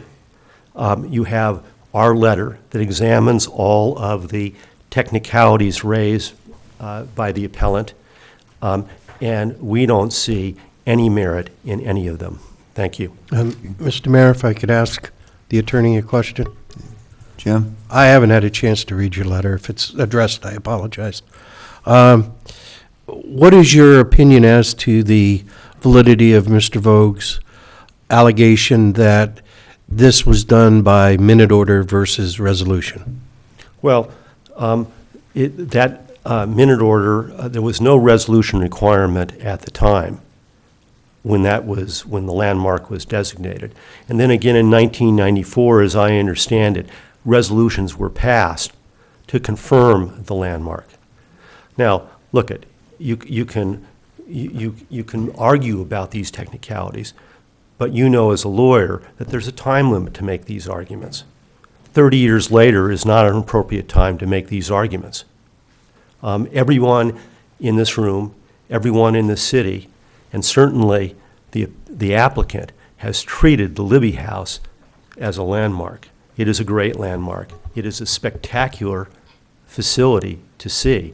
And to see how the Shamshiri family has protected that property and has preserved it and brought it up to the standard of a new facility of the time of Edward J. Libby is really quite remarkable. So he's asking to use the rest of his property, the rest of 3.38 acres. It is inappropriate for you to say, no, you can't do that, as long as he's protecting the landmark. Thank you. Thank you. Thank you. Okay. Are we ready to close the hearing and then take it under deliberation? I want to be clear on what you just said. Did you just say that as long as he protects the landmark, that he can do whatever he likes on the rest of the property? No, I Okay. did not say that. He continues to take his projects to the HPC Okay. for Okay. review on the impact of the Libby House and the surrounding grounds. Okay, I just want to be real crystal clear on that. Thank you so Absolutely. much. Yes. Thank you. Okay. Can we? Okay. Okay. Mayor, I have Are you under deliberation or in the hearing? You have to ask questions of the audience or just? No, I need to just, I need some clarification from our Okay. attorney. Okay, we'll close the hearing then, and then we will proceed. Go ahead, Randy. So the question is, I just want to be clear on this. When the property was landmarked, were the grounds a part of that landmarking? The 1987 landmarking, as I understand it, landmarked the house and its immediate grounds. Okay. Immediate or the full 4 acres? My understanding is that it was not the entire 4 acres. Because if I remember correctly, Mr. Shamshiri has been here a number of times through HPC on just getting the rock work and the landscaping completed, and that took years for you to get that through. So that tells me that the grounds are a part of this established residence. So I just wanted to be clear on that. Then the second thing is I read into this that the lots were split. Am I correct? Yes, it was a, previously in the 1987, it was 4 parcels, and then it was later modified to be 3 parcels. At the time of the splitting, should have the property been re-landmarked? The landmark designation continues. But you just split the landmark into 4 pieces. Why, how does the splitting of the lots into 4 affect the original landmark? I think, can I offer They some didn't split the lots. Yeah, can I offer some clarification, Matt? Sure. Okay, so where the confusion goes is they are using the term parcel because it was under one assessor's parcel number. Right. One tax ID number, but it was always 4 underlining legal parcels. The But legal lots. when they brought it to be landmarked, people just used one legal descriptor, which was the assessor's parcel number. It always had 4 legal parcels underneath it. What Matt's speaking of was those 4 were merged into 3. So back in the day in 1987, they just used the address, maybe the assessor's number, but they didn't ever really clarify that there were these separate legal lots underneath it. What we've been trying to do subsequent is get legal descriptions, that's how we've tried to make the process a little bit better. But it always was the same border of property. It was just described with a more loose legal description. Okay, so just one final question on that is, we started out with 1,000, and we went to 1010. Is there a 1020 and a 1030? There's there's We have other associated addresses Yes, to we the do. other, to all 4 lots? No, there's 3 lots now. There's only 3 lots now. Rather than split, they had a lot line adjustment and a merging. Right. Right, correct. Okay. Can I respond to your question? In the have to reopen the public designation, hearing. in the designation of the, Say, I'm we sorry. we need to, is this a critical point? If it is, I have to reopen the hearing. As opposed to comments and discussion. We're having a little I was just trying to be helpful to the question that was asked. Okay. And, Okay, we'll reopen. Go ahead. okay, thank you. In the designation of the landmark, it was clear, and the staff report goes into some detail on this, that what they were focusing on was the architecture of the Libby House. It's a great craftsman-style house, and the immediate surrounding grounds. To then expand that to cover 3.38 acres it's not correct. It's simply that the benefit of the Mills Act contract focuses on the common ownership. That's the benefit. The obligation is still with respect to the Libby House under the Mills Act and under the landmark preservation. So, guys, can I ask one more question on that? So then, so the tax, the tax base is not on the 4.3 acres or the 3.8 acres, whatever? No, the tax base, the Mills Act gives Based on gives all- the owner tax benefits on all 4 parcels. Yeah. In exchange for the owner of those 4 parcels to take care of the Libby House. Right. And that's expensive. So the fact that No, Mr. I Sh- understand, actually, that's where I'm in conflict is, you're getting a tax break on the total property. Right. And, with the benefit that you'll maintain the structure. The Libby House. And so I guess for me is the minute that these lots were broken up or this parcel was broken up into 3, the question that I'm struggling with is, then why wasn't that agreement rewritten so that each of these parcels had their own benefit or no benefit? And I don't know if that's an appropriate question for right now, but that's where my conflict is. And I don't think it's an appropriate inquiry. The inquiry here is whether or not the work permit should be granted. And the question there is solely whether there's a significant impact on the Libby House. And there is no significant impact. There is no impact. This is the other end of the property. You can't even see it. Okay, thank you. And just for further clarification, are we saying that that's for the work permit, but any tax benefits? Wholly separate subject. And is something that would be decided by the tax assessor and by whoever administers what the Mills Act or a court of law that would decide that the question that nobody here seems to be able Well, to. the contract is in place, and the 2 parties are the city and the Shamshiri family. And, one or the other has an opportunity at some point to terminate that. But given the contract, you terminate it for everything. Okay? And then the question is, how obligated is the Shamshiri family or any successor to take care of the Libby House? So is But this that's a in- whole separate subject. It has nothing to do with the work permit. Okay, I understand. Okay. No more questions from the Okay, audience? I just want to be really clear. I don't think we're. He did say that you can't, he used the words, you can't even see it, so for that reason, there's no impact on the Libby House. But I believe he already said this, but I just want to be sure before I vote, that everything that's done on those 3 parcels will go before the Historic Commission. Is that correct? It has already gone through the HPC, and the HPC rather thoroughly approved the project. It still has to go to the Planning Commission Okay, thank for you. an overall. Okay, thank you. Since you reopened, then I'll make a brief further comment. Mayor has the power to close the public hearing if he wishes. I don't think it's a question of the mayor's power. Well, let's Yes, find it is. out. I'll close the hearing, and then we'll, at right. some point, we gotta, right. Okay. I'm ready to vote.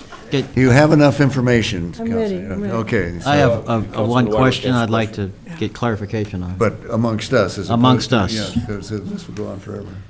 On page 4 of 5, attachment A, page 4 of 76, labeled 2.5 at the bottom, under the Mills Act contract discussion, I want to make sure I'm clear. In the second paragraph, it states, at the time of the contract in 1987, a single parcel comprised of 4 lots. Does that mean a subdivision plan had been filed for that parcel? A four-lot division doesn't require a subdivision plan. So it was simply a filed division plan, but still a single parcel? No. Well, I'm reading. So can I? Staff report, was a single parcel comprised of 4 lots? I'll try to answer that. So I said before, and maybe I wasn't clear on this, so I think the issue was that it was, they're using the term, staff is using the term parcel to denote an assessor's parcel number. It was one parcel as the assessor saw it. Yes. But it was always 4 legal lots, and those lots were created when Libby did its original subdivision. Right, but the assessor was treating it as a single tax assessment parcel. Correct. You've got it. In 1987. You've got it. Correct. You Okay. totally understand that, yes, what we were trying to Yes, convey. I'm just trying to get it clear in my head here, all right? Did the lot line adjustment create separate assessment parcels? I believe so. I believe there. Believe so, or yes or no? Well, let me look here. I know that there. Because it does state So that they're legally adjusted into 3 parcels in the last paragraph, which would imply that they are 3 assessment parcels now. Correct. So I don't have the assessor's page in here, but if you look at attachment A, 1 of 4, on our first whereas, where it says assessor's parcel number 0200030060, and then that's the 1010, and the 1,000 is the same except 070. Do you see where I'm saying on that page? Yeah. So it very clearly is that those two have 2 separate assessor's parcel They are numbers. separate assessment parcels post the lot line adjustment, right? And the third thing I want to ask, I promise I'm done after this question. Don't make that promise. It states that when the Mills Act tax provisions will attach to the new development on a single legal parcel will be the determination of the Ventura County tax assessor. So have the Mills Act provisions been applied to the now separate parcels up to now? My understanding, yes, and that's something I verified with the applicant, that's their understanding, that's the way it works right now, that they're getting Mills Act, and they expect the new assessment, when they put improvements on it, to still receive the Mills Act benefit. On the improvements or just the ground? No, on the new improvements, too, that was my understanding. Thank you. Mr. Mayor, the Mayor Pro Tem was questioning staff in an area that I had some interest in. Don't you have to have each tax assessor's parcel number applied to a Mills Act property? Well,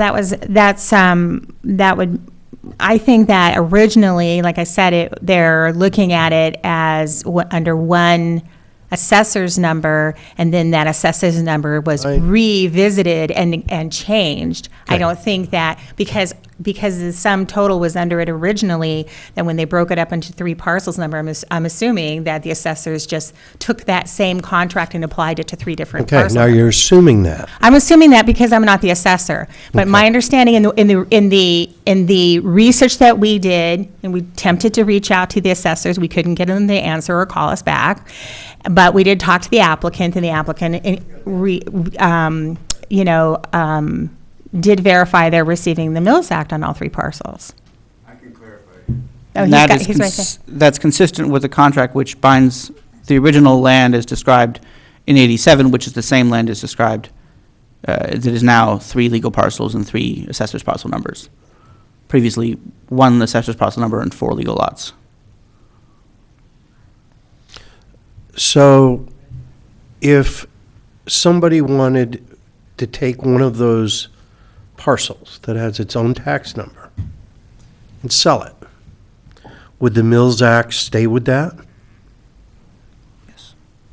Yes. Until we would have, the city would have the option to terminate the contract at that point. Also true. And the new owner could also refuse to accept, the new owner could also seek to terminate the Mills Act contract if they weren't willing to live under its provisions.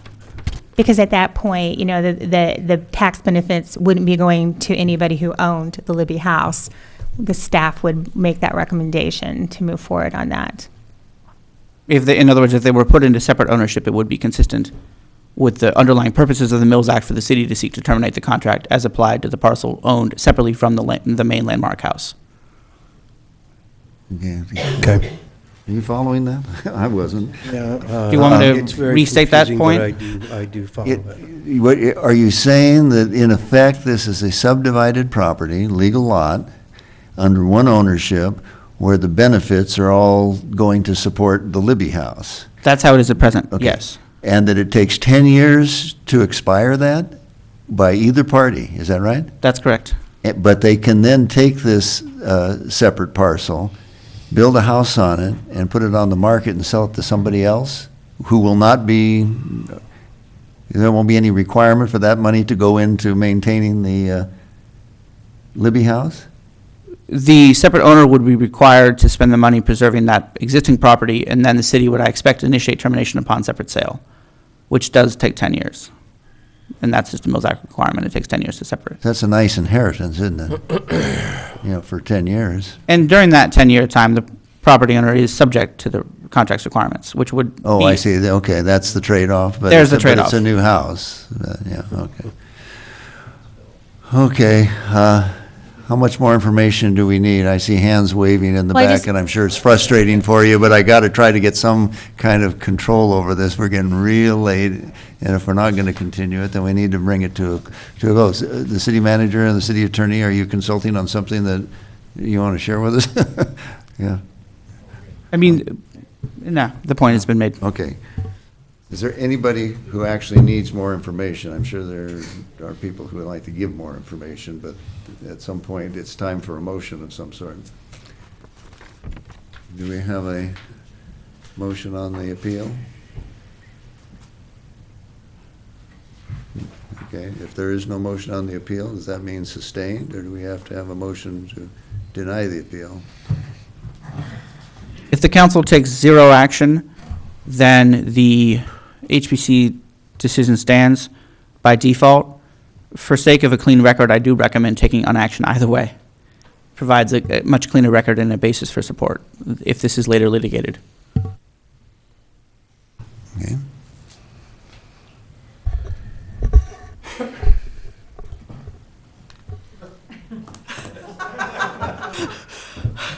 I'm looking to the attorney. I have too.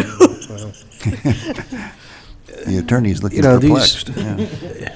just to explain my deference, it's a difficult situation. Mr. Vogue has raised some interesting issues. Because the property is governed by 3 tax parcels, assessor parcel numbers now rather than 1, it complicates it a little bit. However, I am convinced that the property has been landmarked. The property is governed by the Mills Act. It did go through the HPC, and I think we've done our due diligence to hear fully and fairly all the arguments involved in this appeal. However, I do think that there was some interesting legal issues raised by Mr. Vogue, but I think that my conclusion is, after hearing all the evidence, and because this was landmarked and Mills acted so long ago, that I think we're on sound ground to deny the appeal. So that's going to be my motion, is to consider the appeal and deny it. However, that needs to be put in, and then to Do I have to then put in the approval of the work permit or just deny the appeal of the work permit? There's a resolution in the packet that would be the motion to adopt the resolution that would uphold the HVC's approval of a work permit WP 1605 and deny the appeal filed by Mr. Vogue for property located at 1010 Foothill Road affecting City of Ojai Historic Landmark, number 4, Libby House, located at 1000 Foothill Road. Okay, that's my motion. Attachment A. Okay, do we have a second to the motion? I'll second. Okay, the motion's been moved and seconded. Is there any debate? No. Good. I had just one, I'm still concerned, I know. No, go ahead. I know we have other business, but I'm just still concerned about this splitting of the parcels and the fact that the mills and the landmarking are not following these properly. I guess I have a concern with that. So what I'll do is I'll take it up with Mr. Vogue and Mr. Shamshiri at a later date and try to get a better understanding from both parties. And then I will agree with the second part of the fact that we are looking this as, this does not impact the original historic landmark. And so for that, that's what I'm seconding. Okay, so any other comment? If not, okay. I have concerns, but they're not material enough to uphold the appeal. Okay. I feel that the tax question may end up being a risk that the property owner is undertaking as to whether the exemption continues. And so as long as the landmark itself has not been affected and the property owner is willing to take that risk and maybe lose the benefit, I don't have a problem with it. So roll call? Mayor Pro Tem Wyrick? Yes. Councilmember Francina? Yes. Councilmember Blatz? Yes. Councilmember Haney? Yes. Mayor Johnston? Yes. Okay, motion carries. Next Mr. Mayor, I topic. need to leave for a couple of minutes. You can continue. Okay. Okay, we'll take a little break. Anybody wants to clear out, but we have five, I'm going to call it back into order in 5 minutes, and we're taking up the next two items to.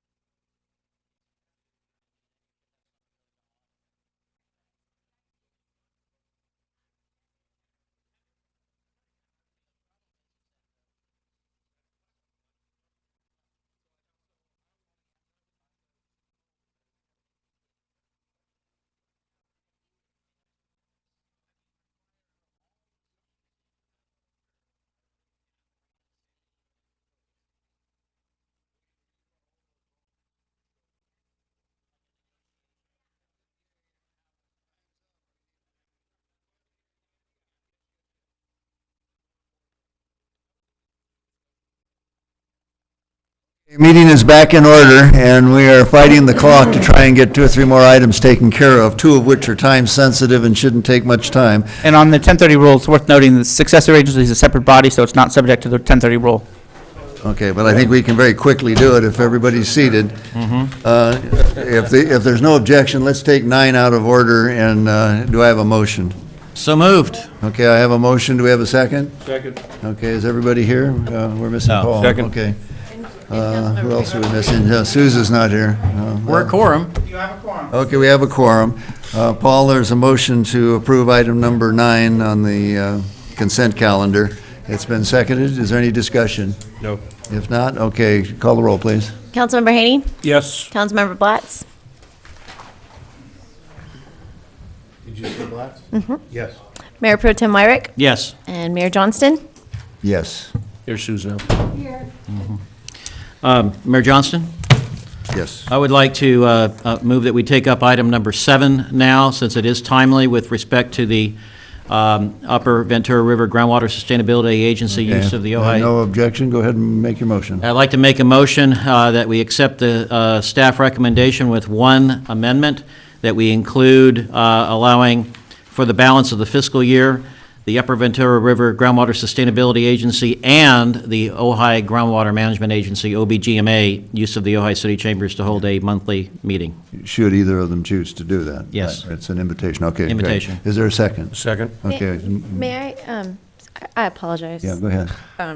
That particular staff report item isn't limited to only whether or not to allow them to use the room, but also extends into what level of service the city staff is to provide, and video, audio, televising, website. I will amend my motion to include that we provide the same level of staff support that we do for any other public meetings for video and audio recording service. Can I just, sorry, point of clarification? We give different levels of service to, say, Arts Commission as opposed to Planning Commission and City Council. Personally, I think that this should be the same level. I think there should be the same level as a city council meeting. Okay? Well, suggestion. Why don't we start it with, the audio system is a big improvement for these groups so that the public can hear them in their deliberation, and having their meetings recorded would be, now, can these be recorded just on tape, or is it all? It's a digital recording system. So you get video? The part that really involves cost and impact and scheduling is when we have to have the tech person come in and be here during the meeting. Okay. As opposed to simply going through the process of training or having staff that would be here that would simply assist them with being able to press the button to be able to broadcast and record. Okay, is there a minimum service that would be easy to do with pushing a button? Yes. Okay, should we start with that? It just wouldn't have the and report camera back? operator, basically, the controller. Okay, so that'll That's get. better than what they have. Right, and then we can improve on it as we find out what the costs are. I'll okay? accept that amendment. Okay. Question? Do we have any conflict? This only pertains to the Upper Ventura River groundwater. I don't know when they meet. I know the OBGMA meets on the last Thursday of the month. Does that conflict with anyone else using the chambers? Not currently in terms of any regular scheduled committee or commission. It could potentially affect if we wanted to do some other meeting or special meeting in here, but there's nothing regularly scheduled on the fourth Thursday of the And month. the UVRGSA meeting has already been booked on the city schedule. Okay, so neither one of the agencies will conflict with anything we have. Okay. And correct me if I'm wrong, I don't know that the Upper Ventura Sustainability Agency has really determined a set meeting schedule yet, so. Why don't we just approve the authority to do it, and then Bill and I will work with the staff to be sure that we aren't extending an invitation that's in conflict with our own meetings. Okay. Okay? Is that okay? Understood. Okay. Any other comment? If not, roll call. Councilmember Francina? Yes. Councilmember Blatz? Yes. Councilmember Haney? Yes. Mayor Pro Tem Wyrick? Yes. Mayor Johnston? Yes. Okay, that takes us to topics 3 and 4. I had a card on that, but we support what you did. My name is Bruce Kubler. I'm an elected director of the Ventura River Water District, and I also represent that district on the Upper Ventura River Groundwater Agency. And I just wanted to come here and thank council members Haney and Wyrick for offering to make this facility available. We don't have good recording. One of the people that's important to us is a person from the State Water Resources Control Board up in Sacramento. He would like to come to all our meetings but can't do that because of the distance. So video capability is important to us for him to be able to see the meeting and maybe watch it on a podcast or Facebook or whatever you can do. So I just want to thank you for your consideration and look forward to meeting with you. And I would just want to add, too, how important that is. This is a gentleman who is leading the study for the watershed modeling, the entire watershed modeling for the State Water Resources. So it's very important to him be plugged in. Okay, great. Thank you. Sorry I didn't call your card. Okay, in the interest of time, and I think I talked with Julia on this, is that my recommendation, we'll take comments from the audience, but my recommendation is we set this for a time and date certain exclusively to deal with it so that we have the time to, uninterrupted, to get educated and to decide what we're going to do next. So I don't know who wants to, I got a bunch of cards here. Why don't we start with Julie? We'll try to get through as many of them as we can. I know it's late, but we're used to this, so welcome to our world. Okay. We've had a lot of delays, and again, you know, we hope that as council members, you wanted to be elected into this place, and the community put you here, and with that comes a great responsibility. So, you know, as we've been going on our, you know, year and a half of ad hoc, our 2 years from the time that all of this started, and looking at what we're doing in the protection of cultural resources, I just wanted to remind people, you know, that you read what has been sent. I know it's a lot, but it really does help to be able to go through the material. I wanted to say that in the public report that was put out, there was a mention in there that we had discussed other methods of protection of cultural resources, which isn't true at all. Our report that we put, they're both separated. We never really got to a point where we could have come up with one report. But our report from our tribal families and the archaeologist and Ms. Teeting is, and I like your word, a prophylactic. It's really safe. I mean, it's really protective because, you know, as we're going into this process of ministerial and discretionary, you know, that prophylactic is needed for that unconsensual sex of Mother Earth. You know, it's like you're going to have ministerial permits that have no conditions that you can build a single-family dwelling home without conditions. You can dig a swimming pool without conditions. That is a lot of earth disturbance without any protection. So our report that we wrote is just that. It is a preventative process that we put together. So we hope that you look at it and you know, again, we're to the community also. I mean, Ojai, I just want to remind people that that name derives from our Chumash name, Ojai, a village here in the Upper Valley. And there are still people in this valley who do not know that. And again, discussions, Facebook, a gentleman, 35 years, and not once has he heard anybody talk about the definition of Ojai. I'm going, where has he been? So, I mean, there's a lot of people like that. There's new people coming in, the tourism. I don't know if the Business Bureau, Visitors Bureau, any of those people talk about the ancient culture here, the spirituality that resonates from the 9,000 to 10,000 years of culture that's been here. And once it's all dug up, it's all going to be gone. What's there going to be left? So, you know, I just want to, you know, to choose the right process. And I think the time for us being reasonable has come to an end. We really have to just put our foot down and just come up with what we feel is a very simple, very easy way of protecting the cultural resources based on your general plan. So, you know, it's just we're ready. We just really want to do this. So, thank you. Thank you for your time. Thank you, Julie. Wanted to let people know that are in the audience, we're probably not going to get much past items, 2, 3. I think item number 5 and 6 are going to be carried over because we're almost to 10:30. What we're dealing with right now will continue, but the other items won't be taken up. Is that correct, according to the rules? Right, unless you've taken the item up before 10:30. Right, Right. so The other item would be item number 8, which is the housing element report. I believe that would also be on your list of items to. Okay, is item 8 another one that has to go? It's not timely, no. Oh, okay, so it'll trail. Okay, thank you. Yes. Okay, let's see, we've got Dawn.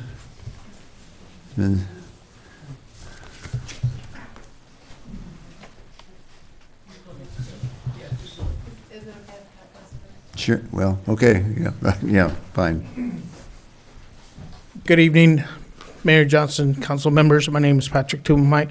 I just kind of want to reiterate what Julie said about the exemptions and the single-family dwellings that occur. In the past, one housing development was, or one single house dwelling was exempt. Because of that reason, a entire part of a village site was totally destroyed. And the way I found out, was another friend of mine advised me that there was some building going on in such area. So I went out there to go check on this particular site, and it was true. This guy was developing this house on a particular parcel, and I walked out onto the property and found artifacts strewn all over the place. Mm-hmm. There was intact artifacts within this project. And that was, and it was done through an exemption of the single-family dwelling home. So here you had, thousands of years of, occupation being destroyed by this single dwelling home. Well, once it's developed and once anything that goes through an archaeological study, it's usually destroyed and gone forever. So I just want to, make it a fact that, single dwelling and exemptions doesn't mean that we're preserving the artifacts, the culture here in the Ojai. It needs to be looked at and really thought about and taken care of. Thanks. Okay. Thank you, Patrick. Okay, Andrew? Seth?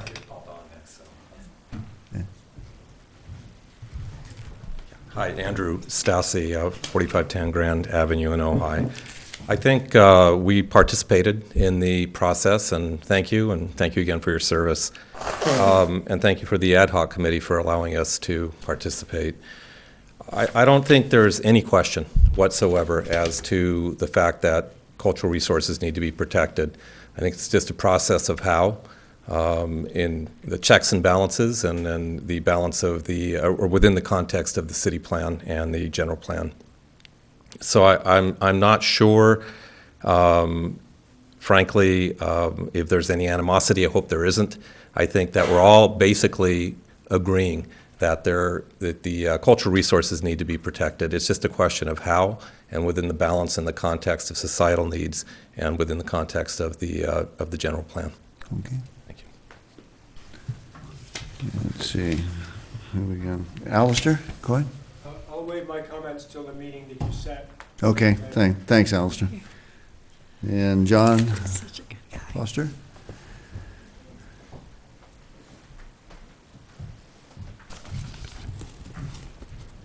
Thank you, Mayor and council members and staff. My name is John Foster. Some of you don't know me. The new members of the council. My name is John Foster again, and I'm the senior archaeologist for Greenwood Associates. I've been with this, it's a cultural resource firm that specializes in archaeological and architectural history problems and issues. And I've been with our firm for 37 years.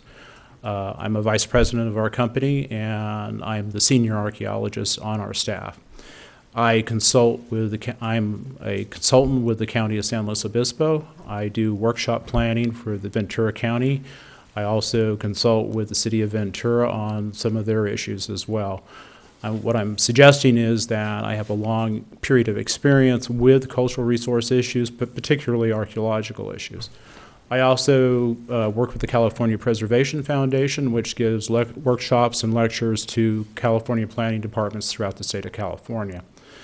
Based on my experience, the cultural resource team, the experts that we have developed here with Julie and Pat and Don, have provided a proposal that will adequately protect the resources, both ministerially and on a discretionary basis. Our resources are at risk here. We need to protect them because they're non-renewable, and they need to be protected so that we can reap the benefits of that and respect the tribal interests and their culture as it should be. So those are my big concerns. Other concerns about what is called the public response has been that there's broad brushed the description of disturbance and things like this, so that it seems like if there was a house built on a lot, that means the archaeological resources would be destroyed. That's not true. I mean, I've done 2 projects last week, one in Upper Ojai that has existing houses on it with resources there, and another house in Miners Oaks as well. So my point is that you can have disturbance on a particular parcel, but it doesn't mean that the archaeological resource has been impacted. Thank you. Okay, thank you. Mr. Mayor, if I could very quickly, I wanted to also point out that Mr. Foster is currently under contract with the city. He performs the preliminary archaeological analyses for the city, also known as the PAW, and we thank Mr. Foster for the service, and he's been doing that at a rather reduced rate for the city. So I just wanted to recognize that, make sure that the council members were aware of that other hat that he wears. My understanding is John also figured a way to get this done expeditiously, something that is not always done around here, but we appreciate that. Okay. On items 3 and 4, did I miss any cards? Oh, yeah, Don, you want, okay, come on up.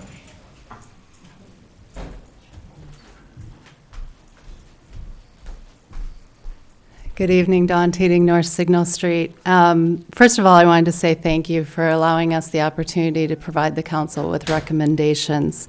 We have, since May, opened everything up to the public. The meetings have been publicly noticed. We've heard what the public said, and I think as Andrew said, there's no animosity. We're just trying to look for a way forward for everyone. I'd just like to make 2 points this evening for your consideration. The first point is what Julie was speaking to regarding the administrative report. On page 2, this is for item number 3, the agenda item number 3. The header is, it's the report from the co-chairs. The header is what were the main issues identified by the committee which need further policy consideration. The second item on that list is what are sensitive, quote, sensitive areas in the city. And the statement is the committee generally agrees that a new method needs to be developed to identify the, quote, culturally sensitive areas in the city, but did not reach consensus on what the method should be. My recollection, and from what Julie also concurred, that the committee did agree that there needs to be policy to identify resources, but there wasn't discussion that there needs to be an identification of culturally sensitive areas. The Master Environmental Assessment Plan, dated 1988, that was adopted by City Council, states that the entire Ojai Valley is an archaeologically sensitive area. So I just wanted to note that for your consideration. The second point I wanted to make speaks to your informed decision making. So you have 2 reports before you. One report was from cultural resource experts that have over 80 years experience.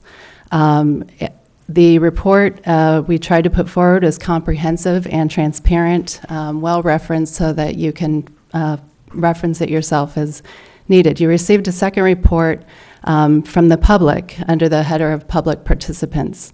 We heard from the last council meeting that the authors were the sanitation district general manager, a contractor, and a plumber. This does not represent the public at large. I would also ask what expertise this group has in cultural resource management, archaeology, and Native American cultures. The report I found to be materially inaccurate on a number of points, some of which John touched on, the previously disturbed areas. It also implies that state law provides a mechanism for protecting the resources. But in fact, it does, but only if a project falls under CEQA and is not exempt from CEQA. The vast majority of projects in Ojai are either ministerial, which are statutory exempt from CEQA, or found exempt from staff from CEQA requirements. So cultural resource requirements are not followed, in the state requirements are not followed for those. So I share these points with you, so as you're considering and reviewing information, please ask questions. Ask what evidence you have before you that supports the information, and ensure the information is accurate and factual. The recommendation from staff on item number 3 is for a workshop, and agenda item number 4 is for a study session. I don't know when Ojai has last had a study session. My understanding is that a study session does not allow for public comment. And so I would ask for clarification on that. And just again, for your purpose in making an informed decision, whatever venue you take this up, please allow questions to be answered or in a forum where you can get professional answers and the facts clear on this matter, since this is an important matter to the Ojai community and Ojai's heritage. Thank you. Okay. Anybody I've missed on the, Severo?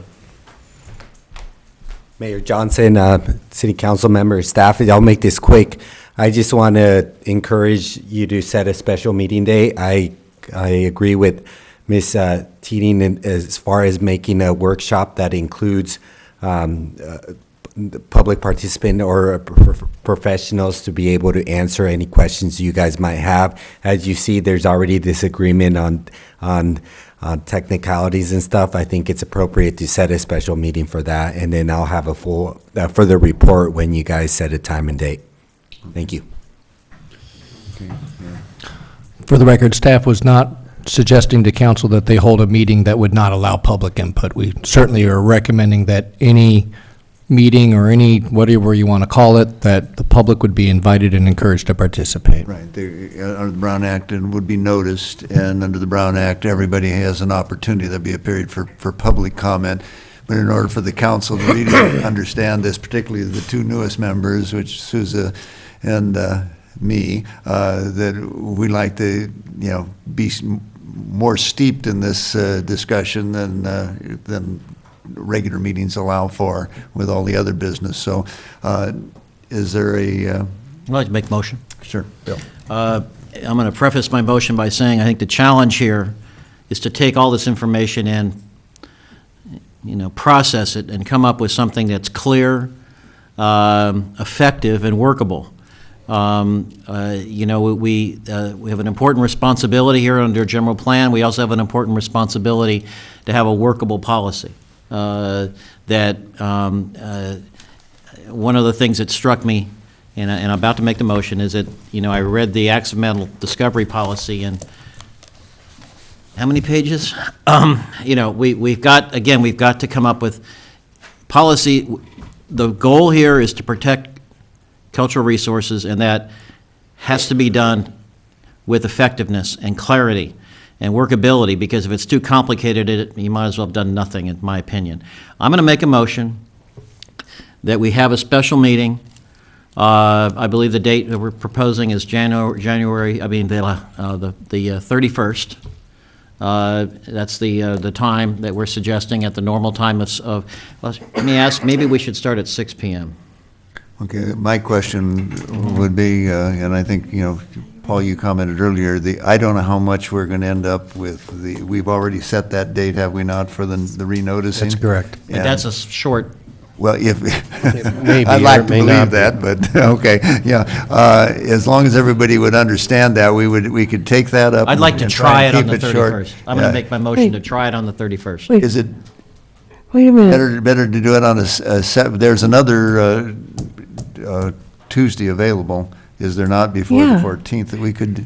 That'd be would that February better? 7th. Yeah, so that you have your own, yeah. Okay. Yeah, I definitely request that we do them separate, absolutely. I would agree, Mr. Okay, Mayor. then I'd I'll rather amend my do it on- motion to say the 7th. I would suggest 6 PM Okay, rather than a 7 PM start time. okay. And that'd be a special meeting, not designated workshop or study session, simply be a special meeting. We're agendizing the discussion of items in this packet, number 3 and 4. Well, are we planning to do something or take an? That's why I said a special meeting, so we have the opportunity to do something if we want. Okay. good. I don't want to limit it to not being Okay, able so to do the- something. Okay. You'd still be bound by the agenda item under the Brown Act. I understand. But it'll be only the one item for the whole evening. It'd be 2 items. It'd be items 2 3 and items. items 4. Right. And the Accidental discovery policy? and the broader report from the Cultural Resources Committee. And in both cases, if you just put what's on tonight's agenda on that agenda, your action range would be provide direction to staff on the first thing, Right. as you desire, and adopt or not adopt the resolution. And that's my intent. Okay. Right. In fact, you could Or move- modify the resolution. Right. You could actually. That's move always four- inherent. You could actually move 4 before 3, because 4 is going to be, I think, Yes. rather simple. It's going to be moved and approved rather quickly, so. Well, we'll see. Yeah. Anyway, that's my motion. Okay, I'm going to second it. Okay. And then I just wanted to throw into this, into Bill's statement here, you know, I'm looking forward to create a policy which allows all of our community to participate in the process, rather than creating a policy which might create non-compliance within our community. So I just want to be clear on that. What I'm looking for is a policy as we move forward that's inclusive to all and protects cultural resources.